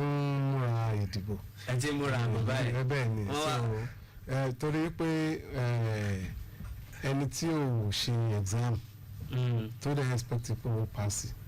ṣe mọ̀ pé preparation for failure ni. káì. so àwọn tí wọ́n lọ bẹ̀rẹ̀ campaign sí kán lọ sójúlé dójúlé tó bá dijọ́ election táwọn ayé ò bá wá dìbò fún wọn ẹgbẹ́ tiwa ti ń. ẹgbẹ́ yín ti múra tán nígbà tí ẹgbẹ́ yín ti múra tán báyìí láti dìbò àwọn àlejò wa lónìí láti inú ẹgbẹ́ òṣèlú APC àti Socialist Party of Nigeria SPN wọ́n fẹ̀sùn kan ẹgbẹ́ yín púpọ̀ bẹ́ẹ̀ bá ń gbọ́ wa mọ̀ pé iná ń gbàjọ wà yàrá agbóhùnsáfẹ́fẹ́ ni kàn tí ìlórí ọ̀fẹ́ àti báwọn ará alẹ́ sọ̀rọ̀ ni wọ́n ní pé pépà ààbò tẹ́ ẹ fẹ́ tẹ̀ tó jẹ́ 2.6 million ballot papers tẹ́ ẹ fẹ́ tẹ̀ ní 279.5 million naira wípé ọgbọ́n àti kówó jẹ ni pé kì í ṣe ìjọba ló yẹ kó sọ pé òun fẹ́ gbèrú iṣẹ́ àkànṣe síta ó ṣẹ́ẹ̀k ilẹ̀ ti fún lówó ó ṣẹ́ẹ̀k ilẹ̀ ti yàn gẹ́gẹ́ bí àjọ tí ó ṣètò ìdìbò kò yẹ kó tó jẹ́ yìí ni kí lẹ lè sọ sórí ẹ̀. ìkíní náà wọ́n ní ó ṣẹ́ẹ̀kì ẹ rí i pé gọ́ọ̀mẹ̀ntì náà ní fọ́ǹdẹ̀ and gọ́ọ̀mẹ̀ntì ó rí so automatically kì í ṣe pé ó ṣẹ́ẹ̀kì ní fọ́ǹdẹ̀ rẹ̀ gọ́ọ̀mẹ̀ntì ní fọ́ǹdẹ̀ gọ́ọ̀mẹ̀ntì náà ní ó release owó fún wọn so ọ̀nà kan dẹ̀ wọ́n fi release owó gbogbo nǹkan dẹ̀ ṣe ẹ̀dẹ̀ rí pápátá ni ó ṣèkì mú un pa ẹ̀ ṣe rí ohun tèmi fẹ́ sọ ni pé àwa yìí kì í ṣe sec that's PDP àwa náà jẹ́ tí ó kópa ni so bet wọ́n ní ọ̀tá ẹni kì í pòdù yà ohun tẹ́ ẹ̀ máa expect náà nìyẹn in fact òun kálukú ló mọ ohun tí ń jẹ́ Nigerian Printing and Minting Company ibẹ̀ yẹn ni ó ṣèfù jù láti lọ tẹ̀ nǹkan anything torí pé àwọn ni wọ́n ń tẹ náírà. kéèyàn má bàa lọ tọ́ọ̀bọ̀ lójú. kéèyàn má bàa lọ tọ́ọ̀bọ̀ lójú àwọn ni wọ́n ń tẹ náírà tá à ń ná and ẹ̀dẹ̀ realize one thing pé federal government òun ní regulatory body òun ló ní control over ẹ̀ àwọn ẹgbẹ́ tó dẹ̀ wà níjọba àpapọ̀ òun lé APC tí wọ́n bá rí i pé ẹni sùúrù tí wọ́n bá rí i pé àṣemáṣe kan wà ń bẹ̀ wọ́n wà ní position láti trace gbogbo kinní yẹn Ọ̀yọ́ state government a ní control kankan bẹ̀ a ní input kankan bẹ̀ àwọn náà ní input ń bẹ̀ so tán bá fi pé àṣemáṣe wà ń bẹ̀ EFCC wà ń bẹ̀ ICPC wà ń bẹ̀ àwọn èèyàn wọn wà ń bẹ̀ láti lọ gbé rẹ́kọ́ọ̀dù company yẹn pé ṣé wọ́n san owó yẹn fún àbí wọ́n san fún wọn kìí ṣe company tẹ́ ẹ sanwó fún tẹ́ẹ̀mù expect kickback ńgbà tí ẹ ṣe wípé Mọ̀rúfú Àjàdí printing press àbí Tẹ́mítáyọ̀ Àbọ̀rọ̀ ṣóti bẹ́ẹ̀ torí wípé táwọn èèyàn bá ti rí wọ́n ní dàbí mo ṣe dà táwọn èèyàn bá ti rí wípé ọwọ́ yín mọ́ ọ̀nà bí wọ́n ṣe da epo ìgbẹ́ everything ìlú yín wọ́n máa wá ṣóti so tí wọ́n bá ní nǹkan kan tí ó rú wọn lójú kan lọ kìí ṣe company Ọ̀yọ́ state kìí ṣe pé individual gan ló ní lọ́yọ́ state tẹ ẹ bá ń sọ̀rọ̀ ń parí pé so ìyẹn báyẹn. òun là á mọ́ fàfà ìyẹn báyẹn so ètò ìsọ ni wípé kó ń bà sí màgòmágó ṣé ti lára ẹ̀sùn tí wọ́n fi ń kan àwọn ètò ìbò àná ó ní pé Ọ̀yọ́ state government ló ń print ballot paper ẹ̀yin tẹ́ ń sọ wípé Ọ̀yọ́ state government san owó tẹ́ ń criticize wa lórí ẹ̀ tí ìṣepá wà láà print ẹ̀ tó jẹ́ pé ibi tá a ti print ẹ̀ gan under APC government ló wà ṣé ti yé so ẹni sùúrù rárá àṣẹpẹ́ wọn ẹnìkan kò lè tọ́ bọ̀ ohun tá à ń sọ ní kì í ṣe pé APC ló dálẹ̀ the federal government ló ní control lórí ẹ̀ àdèmọ̀ pé ta ní ìṣàkóso federal government APC ni bẹ́ẹ̀ ṣe rí tí ọwọ́ yín bá mọ́ ẹ ní bẹ̀rù kankan now a san owó síbẹ̀ yẹn gọ́ọ̀mẹ̀ntì san owó síbẹ̀ wọ́n dẹ̀ make ẹ̀ wà transparent ẹ̀ ń criticize ẹ̀ what of tó bá jẹ́ pé gọ́ọ̀mẹ̀ntì wá fẹ́ kan print ẹ̀ lọ́wọ́ ààrẹ ohun tẹ́ ẹ sọ ni wípé bá a bá fi ẹ̀rọ sẹ́nu ẹ̀rọ sáǹdẹ̀ wípé èèyàn lè wá tì ṣe rí lórí títí wa o a gbọ́dọ̀ wà transparent so anybody tó bá ní any query ìsídà kan write competition company yẹn competition SPC or EFCC ìyẹn báyẹn now wọ́n sọ̀rọ̀ nípa issue ṣe staff quarters ti BCOS number one ẹ lọ wo ilẹ̀ tó wà ń bẹ̀ yẹn kò less than bíi 10 acres ṣòtí kí náà ṣe rí àwọn Bọ́lá Ìgè àbí ìjẹ́ǹbẹ̀ wọn tí wọ́n conceive idea BCOS nígbà yẹn ṣe gbọ́ mi tán conceive idea BCOS nígbà yẹn wọ́n á mọ̀ wípé broadcasting stations yóò di tọwọ́ fún kálí báyìí ní Ọ̀yọ́ state nígbà yẹn bẹ́ẹ̀ ni wọ́n ẹni sì wọ́n á mọ̀ pé ó di tọwọ́ bẹ́ẹ̀ ni ṣé ti wọ́n lu ọdún mẹ́jọ kí ni ó ṣe lórí ilẹ̀ yẹn wọ́n lu ọdún mẹ́jọ APC lu ọdún mẹ́jọ mo tún sọ fún yín wọ́n á ṣe singleton lórí ilẹ̀ yẹn à ń sọ̀rọ̀ pa wípé criminality ó rise à ń sọ̀rọ̀ pa wípé àwọn èèyàn wọ́n lọ ibẹ̀ yẹn ti di hideout fáwọn kan ẹni sùúrù ẹ yẹ kí n kó land ṣó ti máa fulẹ̀ pọ̀ so now ẹ wo radio station yìí how many plot lẹ́ ń lò. lo plot éka ń bí ẹ wò dáadáa. no bó bá jẹ́ éka mélòó ló wà ń bí. ẹ̀yin lẹ́ lọ sí. ẹnu sáà ní éka méjì ń bí. that is one thing. ṣé ti gbogbo tó wà ń bí bá ojú bí wọ́n ní kà lọ. ó pọ̀ jù ní bẹ́ẹ̀ ni ṣé ti ohun tí mò ń try láti sọ ni wípé kí ni output yín àmọ́ ratings nígbà tí governor Ṣèyí Mákindé tí wọ́n take over ní 2019 ó ní wọ́n ṣe renovate BCOS after that ó ní. láyé Àlàó Àkàlà wọ́n renovate. mo ní ni wọ́n ṣe láti gbà yẹn for 8 years tí wí àwọn tó lọ fi wà bẹ́ẹ̀. sọ wíwà tí mo renovate. no àṣẹ́pọ̀ náà kọ ẹ máa gbọ́ ẹ lọ bẹ̀ ń sìn ẹ lọ wo renovation tó ṣẹlẹ̀ ń bẹ̀ that is one thing. ẹlẹ́ẹ̀kejì wọ́n equip ẹ̀ dáadáa concerning transmitters wọn ṣó ti àmọ́ bá ṣe ń gbọ́ tẹ́lẹ̀ ẹ lọ wo rétí wọn ní NBC nísìn compare sí tó wà nílẹ̀ tẹ́lẹ̀ ṣó ti ìyẹn báyẹn now wọ́n á sọ̀rọ̀ ń pa pé staff quarters ìkíní náà wọ́n á mọ bí wọ́n ṣe ń san salary níbẹ̀ yẹn in fact their best hands some of their best hands ni wọ́n transfer kúrò níbẹ̀ yẹn ẹlòmíì tó jẹ́ pé everybody ló fẹ́ gbọ́ ẹ wo bírú kìlọ̀ Wálé Rufai ẹ lọ sáǹdẹ̀ ẹ wo rú Wálé Rufai ẹnìkan lọ jókòó bí kankan lọ mọ kábípà ń bẹ́ẹ̀ ẹ wo rú ẹ̀gbọ́n yìí Démọ́lá Kúkúlájà ṣe ìjọba àná. so bẹ́ẹ̀ ni all these things la resigned ta fi revive bẹ̀yẹn padà. nígbà tẹ́ ti wá revive mo wá ẹ máa gbọ́ àti wá revive ẹ máa gbọ́ àti revive padà ẹnìkan kò wo BCOS wọ́n sọ̀rọ̀ nípa quarters ni and let me tell you one thing ní Ọ̀yọ́ state lẹ́nìí how many ministries tó ti ní quarters tẹ́lẹ̀ ló tún maintain quarters fáwọn staff ẹ jẹ́ ká bára wa sọ̀rọ̀ and all those staff have a quarters here dẹ̀rẹ̀ tẹ́ ẹ bá lọ síbẹ̀ even gan ẹ lọ síbẹ̀ ẹ lọ wo condition tí wọ́n wà ṣé condition tó bójú mu ni ṣe mọ̀ yí pé building tó ọ̀pọ̀lọpọ̀ wà níbẹ̀ gan ṣe pé àwọn èèyàn gan ò tó gbé lára èyí tí wọn ò gbé yẹn ni wọ́n ti demolish ṣé rí ẹ jẹ́ kí n sọ̀rọ̀ fún yín. ṣé mọ̀ yí pé building tán wò yẹn kì í ṣe ìjọba lónìí. ta ló ní o. ṣé mọ̀ pé kì í ṣe ìjọba. ilé kọ́ ni màá dáhùn ṣé Awódélé wà ní yàrá gbòǹsáfẹ́ ńgbò bá tá a sùn ó sọ. náà ẹ sọ ẹni tó ní. ẹ tẹ̀síwájú náà àlàyé. so nípàdé èyí tẹ ẹ bá ń sọ̀rọ̀ nípa BCOS gọ́ọ̀mẹ̀ntì ló ní BCOS. ok. ṣòtí ilẹ̀ tó wà ń bẹ̀ náà gọ́ọ̀mẹ̀ntì ló ní property tó wà ń bẹ̀ gọ́ọ̀mẹ̀ntì ló ní but ohun tẹ́mi mọ̀ ni pé BCOS lẹ́nìí ó dà for instance tí n bá sọ fún yín pé BCOS ò ní production studio is part of tí wọ́n fẹ́ ṣe níbẹ̀. ẹ wá wò pé kẹ́ ẹ kọ́ wọlé lọ́wọ́. no ọ̀rọ̀ yẹn kọ́ wọ́n ti improve BCOS gan gidi ẹ lọ wo quality BCOS kíní wọn ẹ̀yin sọ̀rọ̀ pa staff quarters are you talking about the staff salary? then gọ́ọ̀mẹ̀ntì dẹ̀ sọ nǹkan kankan yes gọ́ọ̀mẹ̀ntì sọ wọ́n nípa àwọn ò make provision. ṣé wọ́n ti wá make ẹ̀ báyìí. ẹ máa gbọ́ gọ́ọ̀mẹ̀ntì láwọn ò make provision. nígbà wo wọ́n ti iṣẹ́ ń lọ lọ́wọ́ lórí ẹ̀. nígbà tí ẹ ṣe káṣọ lára. ara irọ́ ni ẹ lọ wo nǹkan wo ń bẹ̀ ṣé gbogbo ẹ̀ wọ́n ti wo ni ẹ lọ sáǹdẹ̀ yes ọ̀rọ̀ pé àkọ́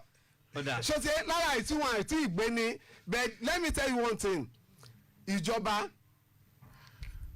ìjọba tí lù ú dìbò yẹn nìyí ìjọba tó lè ṣe pé láàánú mẹ̀kúnnù ni ẹnu sáǹdẹ̀ ọ̀rọ̀ pé àkọ́ ṣé ẹ má máa fi compare ohun tó ṣẹlẹ̀ ní fresh operational base wọn gangan lẹ lọ wọ ẹ wo antenna wọn à lè operate ẹ fẹ́ make wọn bankrupt kọ́ yẹn ni ibi báyìí kò sí tó affect operation wọn kò sí tó affect business BCOS so the only thing ni pé to make provision and take care of those àwọn government ẹ̀ ti sọ wípé even gan àwọn èèyàn ara àwọn tí wọ́n bá máa eject mbẹ̀ wọ́n máa fún wọn ní owó fún láti gbalé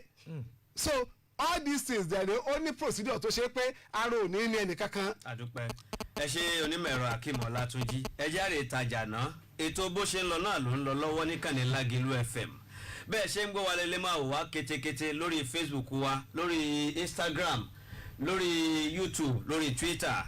bẹ́ẹ̀ ṣe ń wò lórí Facebook yẹn gbogbo ẹ̀ tẹ̀ ń fi àtẹ̀ránṣẹ́ sọ́wọ́ àṣírí à ń bọ̀ wá bẹ́ẹ̀ ṣe ń wò yẹn ẹ máa ṣí àrẹ ẹ pé kó kárí ilé kó kárí oko afẹ́ tajà náà bá a bá ṣe ń padà adélẹ́ka polówó ọjà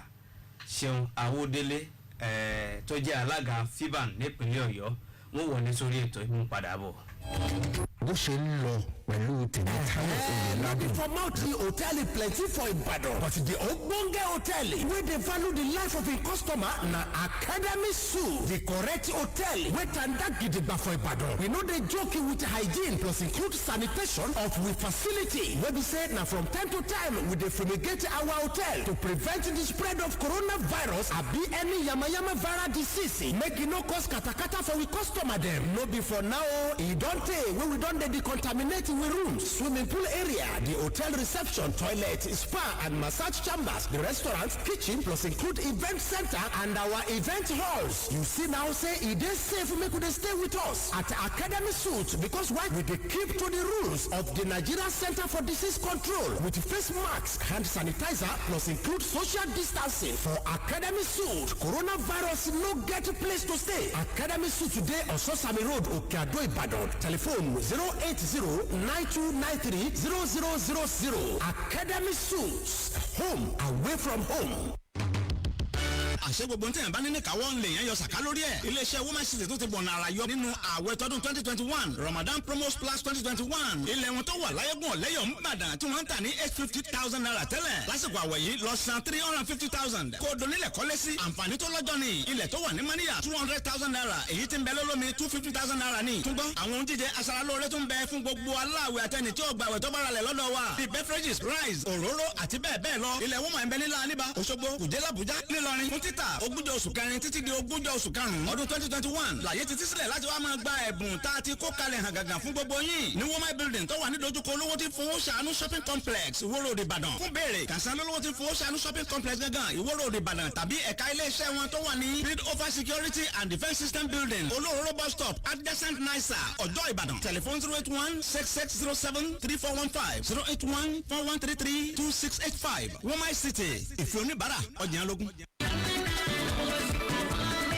gbogbo ẹni tó dún bá báláyé ọlọ́dún ni gbogbo wọn ìdí nìyí tí ilé ìtajà Living Proof Bakery and Supermarket fi gbé àrà ọ̀tun yọ lásìkò oṣù Ramadan yìí gbogbo ẹ̀yin oníbàárà wa pátápátá ìfà àti kì í fani lápòyà rèé tẹ́ ẹ bá ti ra èyíkéyìí àwọn ọjà nílé ìtajà wa Living Proof Bakery and Supermarket tí owó rẹ̀ sì tó $10,000 náírà $10,000 upward ẹ láǹfààní sáwọn àgbọ̀kọ̀ àìbò lónìrànràn bẹ́ẹ̀ gẹ́gẹ́ lẹ́dínwó ń bẹ lórí àwọn ọjà wa gbogbo pẹ̀lú ẹ̀dínwó lọ́pọ̀ yanturu bí oúnjẹ jíjẹ ọtí ẹlẹ́rìndòdò ìpara toiletries sardine bread àti bẹ́ẹ̀ bẹ́ẹ̀ lọ láwọn ilé ìtajà wa tí ń bẹ káàkiri ní Fẹ́lẹ́lẹ̀ Old Pinnacle Ìbàdàn Lẹ́lẹ́yẹlé Ológun Ẹ̀rú Road ládojúkọ Mania Fueling Station Ìbàdàn bẹ́ẹ̀ àti èyí tó wà ní LP Plaza Láyégún Ọ̀lẹ́yọ̀ Road Ìbàdàn fún àlàyé lẹ́kùnrẹ́rẹ́ ẹ lè pè wá sórí 0803-545-7120 tàbí 0815-466-4418. ṣàlùwà òtún mọ abc àbúrò ìta ní kó káwọn dúdú náà èyí náà kàkàkùkà. owó bàbá ṣàlùwà kí ló ṣẹlẹ̀. wo ọ̀rẹ́ mi ọ̀rọ̀ ẹ̀kọ́ mi nítorí sí mi báyìí èyí tí ẹ̀ mọ nǹkan tí mo lè ṣe mọ́. ọ̀rọ̀ ẹ̀kọ́ ṣe wá dogun tó wá ń fi agídí mú ọmọ. wo ẹni tó bá mojú ògùn nípa bìnírè má máa dára rẹ láàmú níbi à ń kó káńtàsì síwájú kọ́mọ lẹ́kọ̀ọ́ 1 2 3 mú. àwọn olùkọ́ tó mọ ojú ìlẹ́jà àmọ̀ kí wọ́n bọ́ kọ́mọ rẹ. èmi ń lọ ilé ìwé kan Fetchers Group of School tí ó wà ní plot 1 to 4 Pipeline Way off Ìtamẹ́rin Agbègbú Ẹlẹ́bù Olúyọ̀lé Extension Ìbàdàn. bẹ́ẹ̀ ni o ètò ìgbaniwọlé ń lọ lọ́wọ́ sí ilé ẹ̀kọ́ alákọ̀ọ́bẹ̀rẹ̀ títí tó fi dé ilé ẹ̀kọ́ girama fún sáà ètò ẹ̀kọ́ 2021-2022 wàyí o ìdánwò ìgbaniwọlé yóò máa wáyé ní gbogbo ọjọ́ sátidé èyí tó gbẹ̀yìn oṣù bẹ̀rẹ̀ láti oṣù kẹrin títí tó fi dé oṣù kẹjọ ẹ̀rọ ìbánisọ̀rọ̀ 070-5663-8546 070-5663-8546 tàbí 090-5386-8369 090-5386-8369 Fetchers Group of Schools Center of Excellence. bó ṣe ń lọ pẹ̀lú Tèmítáyọ̀ Oyèládùn ló ń lọ lọ́wọ́.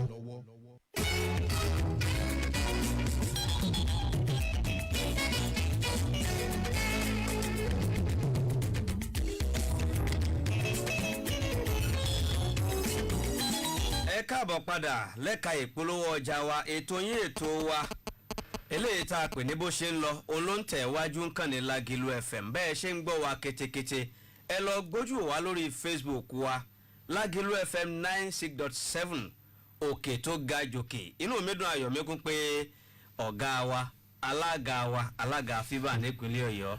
Ṣeun Awódélé anointed presenter tẹ́ẹ̀mọ̀ sí Samawu wọ́n ti wà lórí ètò láàárọ̀ yìí orí ètò bó ṣe ń lọ gẹ́gẹ́ bí a ṣe ṣàlàyé pé bí ojú bá kojú àlámọ́ tọ́ni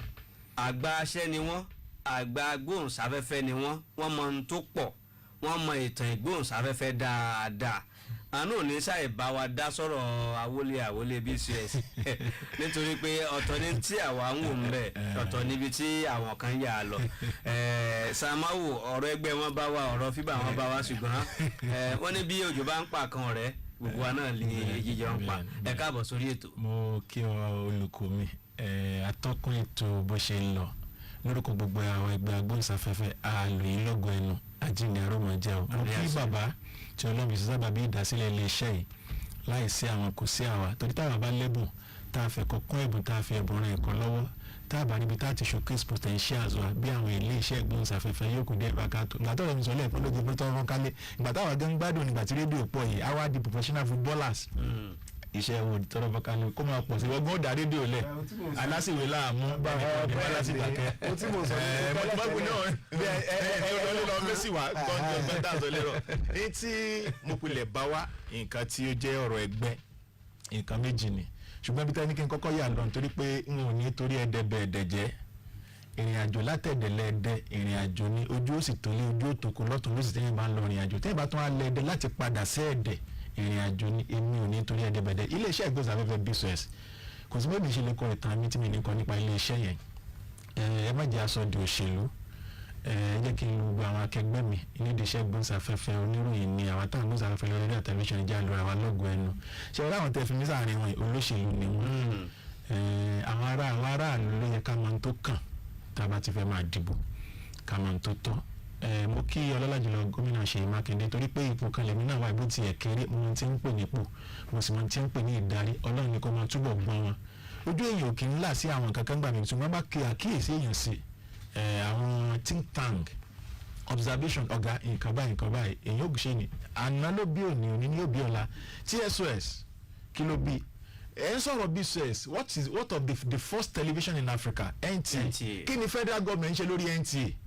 ẹ quote mi wọn record even ó di aṣálẹ̀ pátápátá àwọn àkókò kan wà rí lọ́dún bíi mélòó kan sẹ́yìn tí àwọn ọ̀gá wa tó yẹ pé táwọn bá ti lọ tá a lọ́bẹ̀ lọ ṣètò ńbẹ̀ wọ́n máa ń play ludo play draft títí di àkókò yìí ṣé bí iléeṣẹ́ yẹn the first television in Africa ṣébi tó yẹ kó wà ló wà àwa yìí ni wọ́n rí lò ibi tí a ti ń fi ìsóhùnsáfẹ́fẹ́ fún àwọn aráàlú lẹ́yìn tí ìjọba fẹ́ sọ àti tí aráàlú fẹ́ gbọ́ iléeṣẹ́ táwa ti ń ṣiṣẹ́ wọn ò bu ọlá fún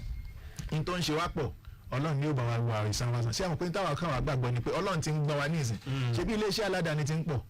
mo tún ti sọ fọ́ọ̀rọ̀ mi lọ́dọ̀ ọlọ́run jùwọ́ ó dọ̀nẹ́rẹ́bù ó lówó ó dá iléeṣẹ́ rédíò lẹ̀ inú kí wọ́n dálẹ̀ àwa náà dá tiwa lẹ̀ àpò tá a gba láísẹ̀nsì kò tí ì tó ṣé nípa ti BSOS ìdílé tó gbé ilẹ̀ ilẹ̀ fún ìjọba kí ni àwọn òǹdè àdéhùn tó wà láàrin wọn ìyẹn ni ẹ kọ́kọ́ trace nígbà tí iléeṣẹ́ ìgbóhùnsáfẹ́fẹ́ tí wọ́n dálẹ̀ ńgbà náà TSOS tí wọ́n fẹ́ dálẹ̀ kí ni àfojúsùn the mission and the vision ìdásílẹ̀ kí ni ìdí tí wọ́n fi dá kọ́tà sílẹ̀ ṣébí ni pé àwọn tí kẹ́mọ̀ máa gbé ibi tó jìnnà jù mo máa rántí pé wọ́n máa wá fi mọ́tò gbé wa ẹlòmíì wọ́n ti ti géètì ilẹ̀ kéèké sáwọn àdúgbò tó jìnnà sí kí n máa gbé ọ̀nà àjíà tí wọ́n ti géètì bíi mẹ́sàn-án tàbí kó ìkódò ọ̀rọ̀ ǹjọ́ kan kó ti já ojú ọ̀nà ní wọ́n fi máa fi kọ́tà sílẹ̀ níbí ní ọ̀sẹ̀ àtàwọn èèyàn tó máa ń ṣiṣẹ́ alálẹ̀ ó ní kọ́tàs lẹ́yìn náà. but now what I want to say is that ṣé bí ó ṣe àwọn ìṣèjọba tó ti lọ ṣé bí ó ṣe yẹ kí wọ́n bá wa mójútó ayé wa mójútó ayé wa ó wá ti àtóbi ilẹ̀ ń tóbi láti ojú títì Báṣọ̀run dé Ìwòrò Òdùgbà bẹ́ẹ̀ pé ẹ má jà fojú òṣèlú o building tẹ́mi lè jà fún ni ibi tí a ti ń gbóhùnsáfẹ́fẹ́ yẹn tẹ́ ẹ pé ń wo ní ìsìn á dìde pẹ̀lú ẹ̀yìn oje o a bàjọba jà á sì jà á wín ni wọn mo lè gbéraga ẹ kàn jẹ́ àṣírí ọwọ́ wò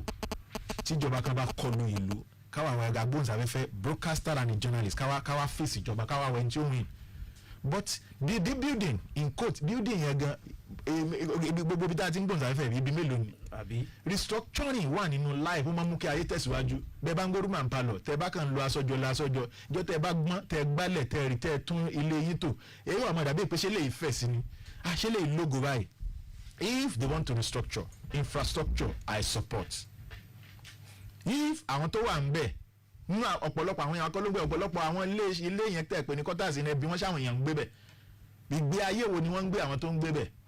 aláṣìwé láàmú ẹnìkan ní máláṣìdàkẹ́ o èmi ń ṣe olóṣèlú èsì mo sì wà báwa kọ́ ṣùgbọ́n tó kàn mí ni ọ̀rọ̀ ìgbogbo ọ̀rọ̀ àwọn tó bá ń gbóhùnsáfẹ́fẹ́ kàn mí torí wọ́n dìbò yẹn mi kí n lè bá a gbóhùn ẹnu wọn ni a bá ìjọba sọ̀rọ̀ a sì ti ń bá ìjọba sọ̀rọ̀ èmi àti olùkọ́ mi tó fi di alẹ́ àná NUJ chairman a ṣe ṣe meeting kan lálẹ́ àná nínú ọgbà press center kọ́sẹ̀ tó kunlẹ̀ kóṣì tó parí àwọn agbóhùnsáfẹ́fẹ́ tọrọ kan àti àwọn èèyàn wa tó wà ní ọgbọ́n ti BSOS mo mọ̀ pé ọlọ́lá jùlọ gómìnà ìpínlẹ̀ Ọ̀yọ́ Elétí Gbárùyé ni wọ́n a ní jẹ́ kí kí wọ́n rán yàn sí wa mo jẹ́rìí wọn wọn ò ránṣẹ́ pé wà kọ́sẹ̀ tó kọlẹ̀ á jókòó bí ṣe wọn ni tí nǹkan bá ṣẹlẹ̀ wọ́n ní àwọn ará aṣojú ẹ̀jẹ̀ á jókòó á wà tá a tọ̀ á sọ tá a fẹ́ wọ́n ní wo wọ́n ti ń wo ní ìsìn náà ní tí wọ́n bá tí wọ́n lálẹ́ tiẹ̀ máa jà fún kí lọ́nà àbáyọ ni àwọn tí wọ́n kò ní quarters yẹn kí ni ká fi hàn kórè jù tẹ́ ẹ pé bcs ilẹ̀ tó kù tí wọ́n bá fẹ́ kọ́ ní quarters fún àwọn bcs ẹ má jà tanra o ilẹ̀ ń tóbi tẹ́ ẹ pé wọ́n dínkù wọ́n ti wo ní ìtọ́ ẹ pé wọ́n ti wo lálẹ́ ní kẹ́ mọ́ wo wọ́n ti wo ṣùgbọ́n àwọn èèyàn wa tí wọ́n ń gbé quarters àwọn ó jà fún wọn tẹ́ ẹ pé àwọn management wọ́n ń gbọ́ mí sìn tí wọ́n mọ̀ pé wọ́n á wúlò fún àwọn tí wọ́n jẹ́ kí adẹ̀fì ẹ̀mí wa take a risk they should provide what we want and they will provide it. ẹ káàbọ̀ lẹ́ẹ̀kan sí. ẹ ṣeun ẹ já lọ tààràtàrà sí ìdí iṣẹ́ tẹ́ ẹ bá wá láàárọ̀ yìí lórí ètò yìí lórí ọ̀rọ̀ fiban àwọn ètò kan wà tẹ́ ẹ gbé kalẹ̀ báyìí tẹ́ ẹ sì fẹ́ kí ó gbé yín ó gbọ́n pa ẹ̀. ẹ ṣe lára ó jọra wọn torí pé nígbà tí ẹgbẹ́ ti àti dá ẹgbẹ́ sílẹ̀ kò sí ọjọ́ ojoojúmọ́ léèyàn ń kú ojoojúmọ́ ni wọ́n ń bí ọmọ aya gbogbo ọgbọ̀njọ́ oṣù kẹrin aya sọ́tọ̀ nínú ẹgbẹ́ ọ dẹ̀ wà nínú ìwé òfin wa pé ká máa fi ṣe fiban national day lábẹ́ vision wa mission wa fún ọjọ́ yẹn ni pé ọgbọ̀njọ́ ni pé to remember all the fallen heroes in broadcasting quote late Gbenga Adébóyè Tọ́ba Ọ̀pálẹ́yẹ Kọ́lá Ọláwuyì Ọpẹ́yẹmí Fájẹmílẹ́yìn àti ọ̀pọ̀lọpọ̀ àwọn èèyàn tí wọ́n ní much fame tí wọ́n ti kú a fẹ́ gbé ìdánilẹ́kọ̀ọ́ kalẹ̀ ní ọjọ́ yẹn gbogbo ìpínlẹ̀ wọn ti ṣe o tìpínlẹ̀ tèmi tó kàn mí ni àwa máa gbé ìdánilẹ́kọ̀ọ́ kalẹ̀ lọ́jọ́ yẹn èmi ẹlẹ́ẹ̀kejì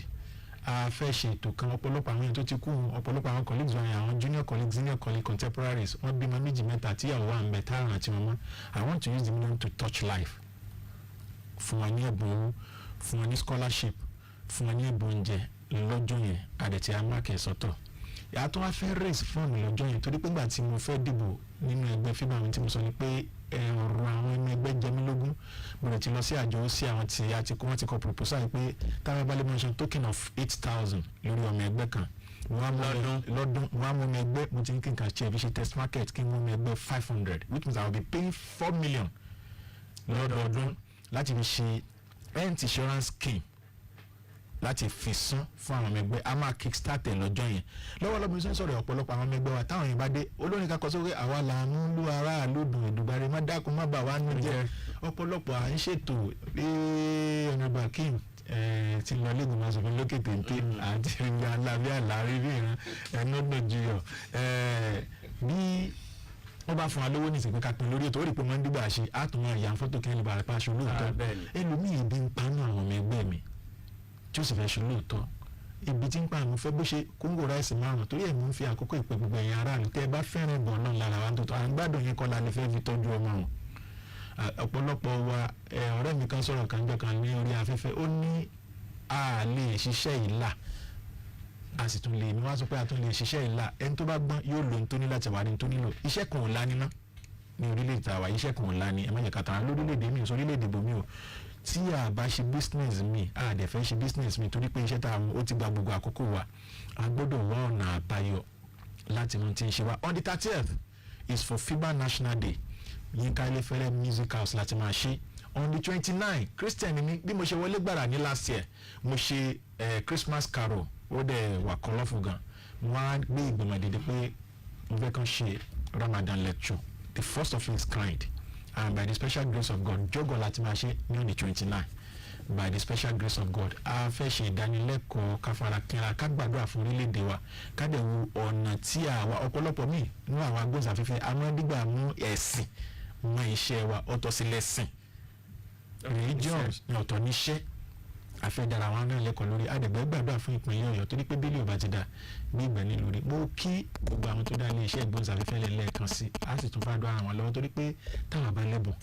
táwa bá ríbi tá a ti lo ẹ̀bùn wa ní kò díẹ̀ káàtó mo kí wọn iná ní tán wọn wọn á gbàdúrà gbogbo ẹ̀yin tẹ́ ẹ̀ polówó ọjà lórí àwọn ìkànnì gbogbo bẹ́ẹ̀ bá ṣe ń ṣe ní kábàámọ̀ rẹ̀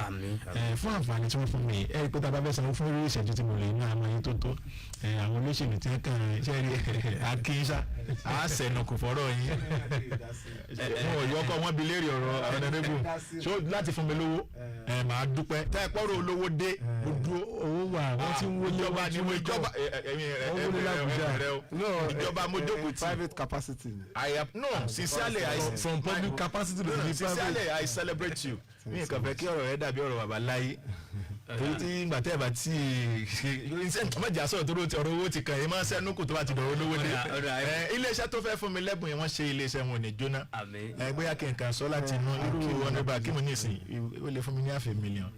wọ́n lè ṣe ní bẹ́ẹ̀ lọ. ẹgbẹ́ lè mi ò sí ẹgbẹ́ lè mi. tí wàá ìpọ́rọ̀ ẹgbẹ́ tí mo lè gbà lọ́wọ́ PDP pọ̀ o. rárá inú akímọ́lá tó jí lè bẹ́ẹ̀ ti nínú òróró. I thank God for your life and I celebrate you all. torí pé àwa kan aláṣòṣèlú ẹ̀yin kan lẹ́ṣẹ̀ náà àkànlé káwọ́rọ̀ ẹ má jẹ́ ká tó bá àwọn olóṣèlú à ń dìbò fún wọn ṣáwa gan-an involve nínú òṣèlú ẹlẹ́nu lẹ́lòmíì kò ní ní káàdì ìdìbò má jẹ́ ń gbètò mọ́ lọ ẹ kú kalẹ̀.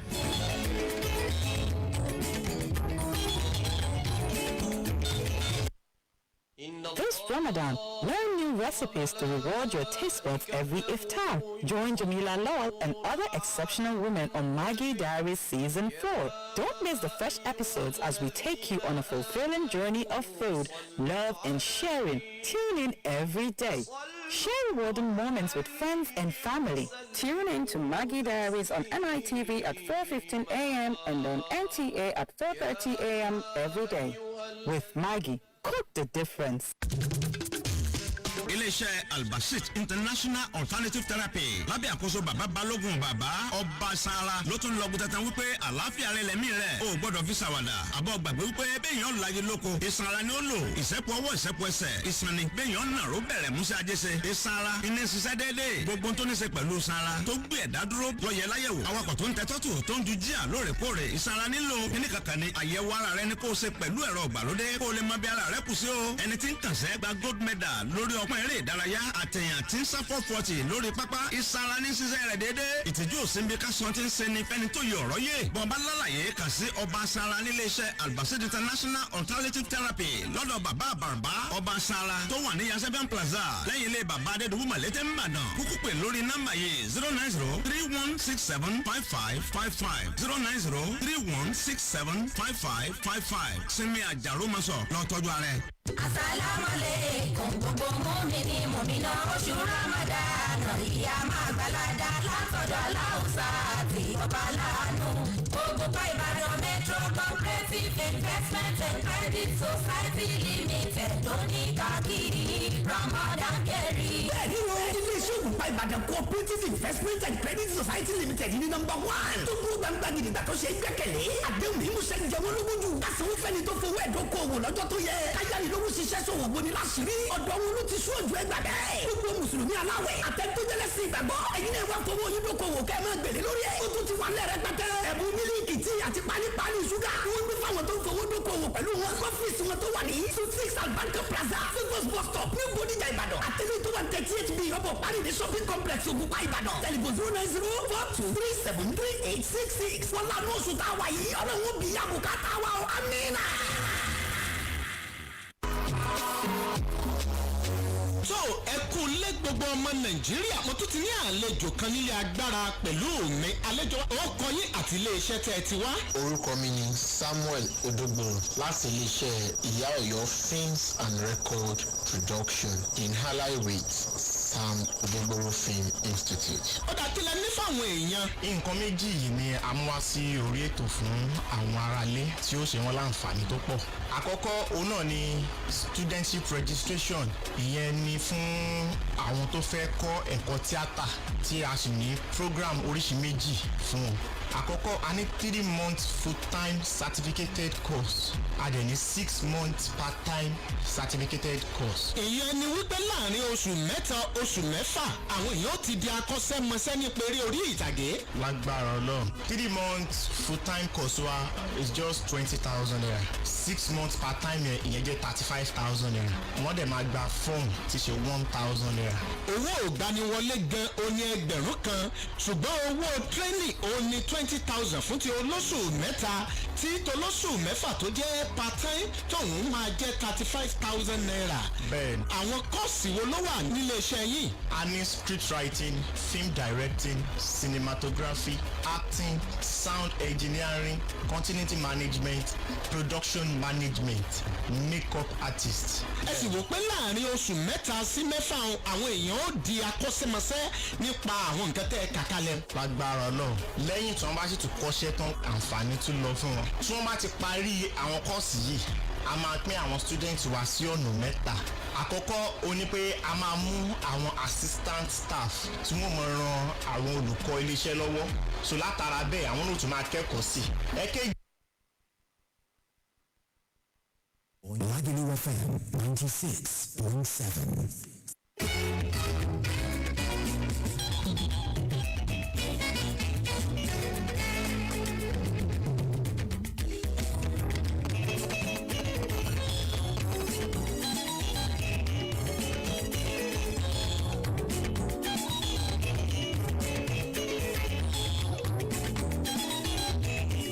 ẹ káàbọ̀ padà ètò yín ètò wa bó ṣe ń lọ ló ń tẹ̀ wájú níkànnì Lágìlú FM òkè tó ga jòkè ilé fún Báláfẹ́lẹ̀ lákẹtẹ̀fẹ̀ sí o tó ibi tá a bọ́rọ̀ tì sílẹ̀ kẹbẹ̀ náà láti tẹ̀ wájú ẹnjìnìà Akeem ẹ fẹ́ sọ̀rọ̀ lórí 1.2 billion tẹ́ tó fẹ́ ná ilé tẹ́ tó wó l'Àbújá ilégbé ìpínlẹ̀ Ẹ̀wú ṣùgbọ́n àsìkò péréte ni ọ̀rọ̀ kan wà tó yẹ kí gbogbo ọjọ́ dá sí ọ̀rọ̀ Dr. Ali Isa Pantami lórí ọ̀rọ̀ ètò ààbò Nàìjíríà. ẹ jẹ́ kí n sáré mẹ́nu bá ti dé ṣe rí ìkíní náà ibi tí ẹni tó bá lọ síbẹ̀ yẹn tán bá rí condition tí ilé yẹn wà láti ohun tí mo kú lọ present ni so ó ní ìdìrí in fact tán bá ṣe rí ìgbà míì wá ṣe ó tẹ bá lè fẹ́ renovate owó tẹ́ fi renovate gan yóò fẹ́ súnmọ́ wípé ẹ fẹ́ kọ́ mi. That is one. ẹlẹ́ẹ̀kejì ni wípé ó show condition ti ẹgbẹ́ APC ní federal tí wọ́n bá wa dé because lẹ́ni almost 500 naira ní dọ́là kan tẹ́ ẹ bá wá convert ẹ̀ ohun tó yẹ kí kápẹ́ tẹ́lẹ̀tẹ́lẹ̀ nígbà tí PDP wà ń bẹ̀ ohun tó yẹ ká fi ṣe ibẹ̀ yẹn kò yóò ju nǹkan bíi bóyá nǹkan bíi 300 million naira sí 400 million lọ ẹni sùúrù nígbà PDP nígbà tá a wà ń bẹ̀ bẹ́ẹ̀ àwọn nǹkan tí wọ́n ń rà ẹ lọ wò ×3 ní báyìí ẹ wo gàrí tán rà ní 80 naira tẹ́lẹ̀ ó di 600 naira ẹni sùúrù èló ni wọ́n ń ta sìmẹ́ǹtì nígbà tí PDP wà ń bẹ̀ nǹkan bíi 1,500 naira nígbà PDP wà ní nísìnyí báyìí ìsìn nǹkan bíi 3,800 bẹ́ẹ̀ náà ni irin náà ló triple at the end of the day ẹ understand that 1.2 billion ẹ lọ gbé kẹ̀kẹ́ sí dọ́là ẹ fi mọ iye tó wọ̀n wọ́n ti bà náírà jẹ́ ni ní nǹkan bíi a month ago just a month ago ọ̀rẹ́ mi kan fẹ́ ṣe chia ilé ẹ̀ wọ́n ní ó mú 200,000 wá ó wá di ilé rẹ̀ ń bò wá di bíi àná àbíjẹta ó wá pé máa furniture yẹn wà láìtẹ̀lẹ̀ sọ́n bí láì yẹ́ dẹ̀ takú sí 400,000 because gbogbo nǹkan pátápátá ló ti à ń wo owó yẹn ni ṣé náírà wa gan ṣé àwọn APC government tó wà ní federal ṣé ń jó ní value mọ́ ẹ lọ wo ètò ìtàrẹ́sì báyìí èló là ń rà tẹ́lẹ̀ 8,000 naira it is now about 25,000 27,000 naira ṣé ti lédè kúkúrú dọ́là tó ti náírà tó ti bàjẹ́ exactly ló fà á tí owó yẹn fi. bẹ́ẹ̀ ni ẹnikẹ́ni ó lọ kọ́lé ẹni tó bá ń kọ́lé sí ẹ̀ ń bá kọ́lé ibi tó bá dé ní last year end àbí early this year ẹni kó tún lọ continue sí owó tó bá kó dání kò ní ṣe áàfù iṣẹ́ tó yẹ kó ṣe mọ́ so that is the problem. okay ní kíákíá wọ́n sọ̀rọ̀ nípa BCOS ìpè àṣẹ kankan mẹ́ ìgbà tí a wà lórí ìjọba ní bàbá wa yanjú Adégbìtẹ̀ under ìtajúmọ̀ òun la ẹ̀ ní sí BCOS sórí StarTimes and GoTV BCOS tẹ́lẹ̀ gbọ́rọ̀ gidi ni tẹ̀ bá ti sí ìlú Ìbàdàn ẹ̀ lè wo àwa táwa lẹ́kọ̀ọ́ àwa táwa l'Àbújá gbogbo aláwọ̀ lórí GoTV and StarTimes gọ́ọ̀mẹ̀ntì ò lè san kọ́bọ̀ ọ̀nkú ọjọ́ Adégbìtẹ̀ ló ń lo ọgbọ́n àtinúdá tàbí ṣe bẹ́ẹ̀ tẹkinọ́lọ́jì dẹ̀ wà ń bẹ̀ ìyẹn bẹ́ẹ̀ nípa ti BCOS ẹ̀kejì ẹ̀wẹ̀ tàbá ń sọ̀rọ̀ nípa 1.2 billion ilé Àbújá èmi lọ ilé Àbújá dáadáa ní àsokòrò ń bẹ̀ ibi tá a lò dáadáa ni ibi wọ́ bẹ̀ rí èmi ò gbé gómìnà jẹ́ kẹ́ ẹ wọbẹ̀. tá a bá wà ní Àbújá tá a bá fẹ́ lọ ṣe convention. mo yóò yà dé bẹ̀rẹ̀ ibi tí mo lọ tí mo ti lọ bí ẹ̀mẹ́ta gẹ́gẹ́ èmi bẹ́ẹ̀ ni ẹn tó jẹ́ 5 and 6 mi lẹ́n tó jẹ́ DG bẹ̀ ọ̀rẹ́bọ̀ láyẹ̀mí 5 and 6 mi ni 6 and 5 ẹni sùúrù. àdẹ́pùtì wọn dẹ̀rẹ̀ Adétọ́lá Adédúró ẹ má kó ọ̀rọ̀ wọn alẹ́ nù. ó yẹ tẹ̀síwájú. ohun tí mo fẹ́ bá fa ẹ̀ ni pé ní Àbújá gbogbo alamọ bí ilẹ̀ ní àsokòrò lásán ilẹ̀ ní àsokòrò l'Àbújá lásán kì í ṣe ilẹ̀ bẹ́ẹ̀ bẹ́ẹ̀ gọ́ọ̀mẹ̀ntì ló máa lọ tẹ̀ so àsokòrò tá à ń sọ yìí ọdún márùn lè fi lọ skul Àbújá so Àbújá ò ṣàjòjì sẹ́mi so ilé tí à ń sọ ní Àbújá yìí renovation ní ilé Àbújá yìí renovation ẹ̀ kò yẹ kó ju 300 million tí bọ̀dá mi sọ lọ 1.2 billion kò tún wáyé pé government direct ni ṣe rí àpèjúwe tó súnmọ́ òun ni báńkà àbí ẹ̀yin òṣìṣẹ́ ń bíbá yìí bí wọ́n bá gbé fóònù 50,000 wá fún yín ẹ fẹ́ san lóṣù mẹ́ta 75,000 ló máa ta fún yín. Alternative funding tíjọba wá employ fraud ni because ẹni tó ń fund project yẹn owó ara ẹ̀ ló máa fi kọ́ ìjọba ṣe máa dá padà fún so òun ló gbé lọ 1.2 billion. ṣé ṣẹ́rí tí ẹ bá ṣe alternative fund tá a lò lọ́yọ̀ state I'm telling you wípé Ọ̀yọ́ state ò ní rí project kankan ṣe for instance ẹni sùúrù àti save lot of money fún Ọ̀yọ́ state lórí wípé àṣìlò alternative fund. Comrade Bangboye ẹ tẹ̀síwájú. ẹ ṣeun ohun atọ́kùn inú mi dùn pé àwọn aráalé ń gbọ́ ètò yìí èmi dẹ̀ fẹ́ rọ àwọn èèyàn wa kán mú ẹ̀kọ́ kan àbí kejì kan fi kọ́ nú ẹ̀ ẹ lọ ń kọ́lé l'Àbújá ṣé òun ló máa mú oúnjẹ sórí tébù àwọn èèyàn nípínlẹ̀ Ọ̀yọ́ ṣé òun ló máa dá iṣẹ́ fún ọmọ ìpínlẹ̀ Ọ̀yọ́ ẹ jẹ́ ká rò dáadáa ọ̀rọ̀ àkámọ́ramọ̀ ní dọ́là ti lọ sókè nǹkan tá à ń sọ ni pé ṣé òun ló kàn àìmọye àwọn èèyàn tí àìmọye àwọn èèyàn tí ò níṣẹ́ nípi tí ò rí lé sùn ní ìpínlẹ̀ Ọ̀yọ́ náà ẹ sọ pé ẹ fẹ́ kọ́lé fún wọn ẹ wá ń sọ pé ilé kan tó wà ilé gómìnà tí ò séyàn kan tó gbé ń bẹ̀ l'Àbújá lẹ wá ń run owó lé lórí ẹ jẹ́ ká rò ìjọba yìí á wá lọ àwọn èèyàn gbọ́ wá ń lé èèyàn mi ò tí ì jẹun látànà dàárọ̀ yìí àwa ń sọ̀rọ̀ bílíọ̀nù bíi pé à ń sọ̀rọ̀ náírà jẹ́ land when I was talking you are not entitled to ọ̀rọ̀ bcos àsọ̀rọ̀ bcos pé at least ilé bcos lórí GoTV lórí StarTime ìyẹn kọ́ la ń sọ ikọ́ tá ń sọ ni pé quarters bcos fáwọn òṣìṣẹ́ ló wà fún ṣó bójú mu bó ṣe wo láì má fún wọn ní proud provision there should be proud provision of alternative kẹ́ tó gbé ìgbésẹ̀ kẹ́ tó lọ ẹ wá sọ pé ilẹ̀ pọ̀ tí ilẹ̀ bá pọ̀ ṣé ó burú jù fún ìpínlẹ̀ Ọ̀yọ́ láti kọ́ staff school láti kọ́ staff hospital láti ibẹ̀ yẹn fún àwọn aráàlú. ṣe rí number one ẹnìkan sọ̀rọ̀ nípa pé ṣe ló kàn ó kàn gan gidi torí wípé tó bá ẹ lọ wo iye tí wọ́n fi ń gba hòtẹ́ẹ̀lì Àbújá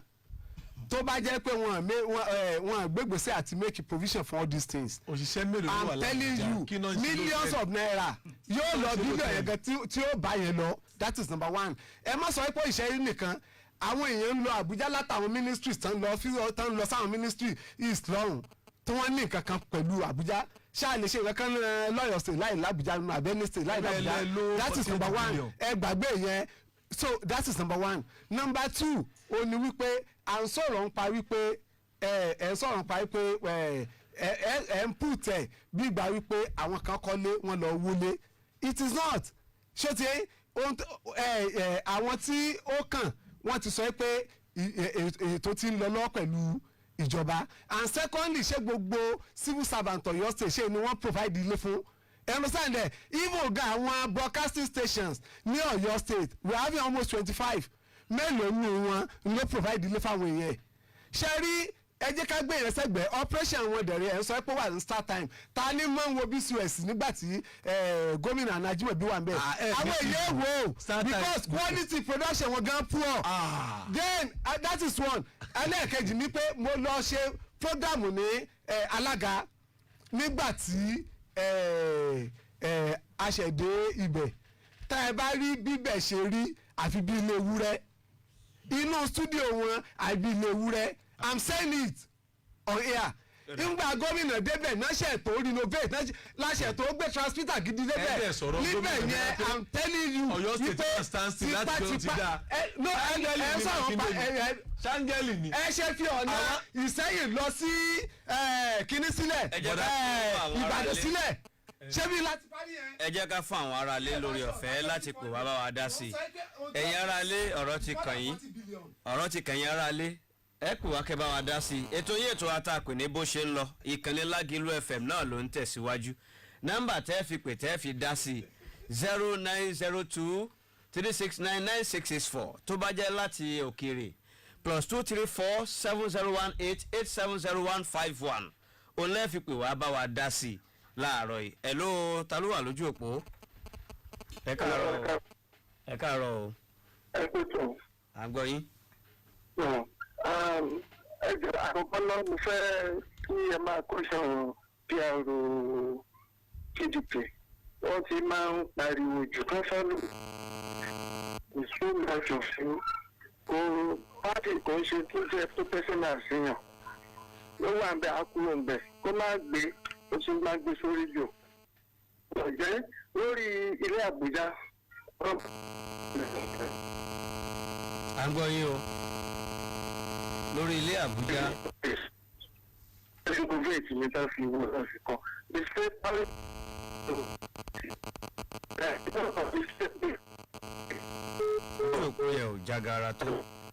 ojú òpó yẹn ò jágara tó ẹ ní kó wá padà àgbọ̀yìn dáadáa ni. hello ta ló wà mẹ́ 0902 3699664 hello ẹ káàárọ̀. ẹ káàárọ̀ mà. yes. àdúpẹ́ kí lórúkọ yín bọ́lá tí ń pè. ok. à ń gbọ́ yín láti Làǹlátẹ̀. ìyẹn rí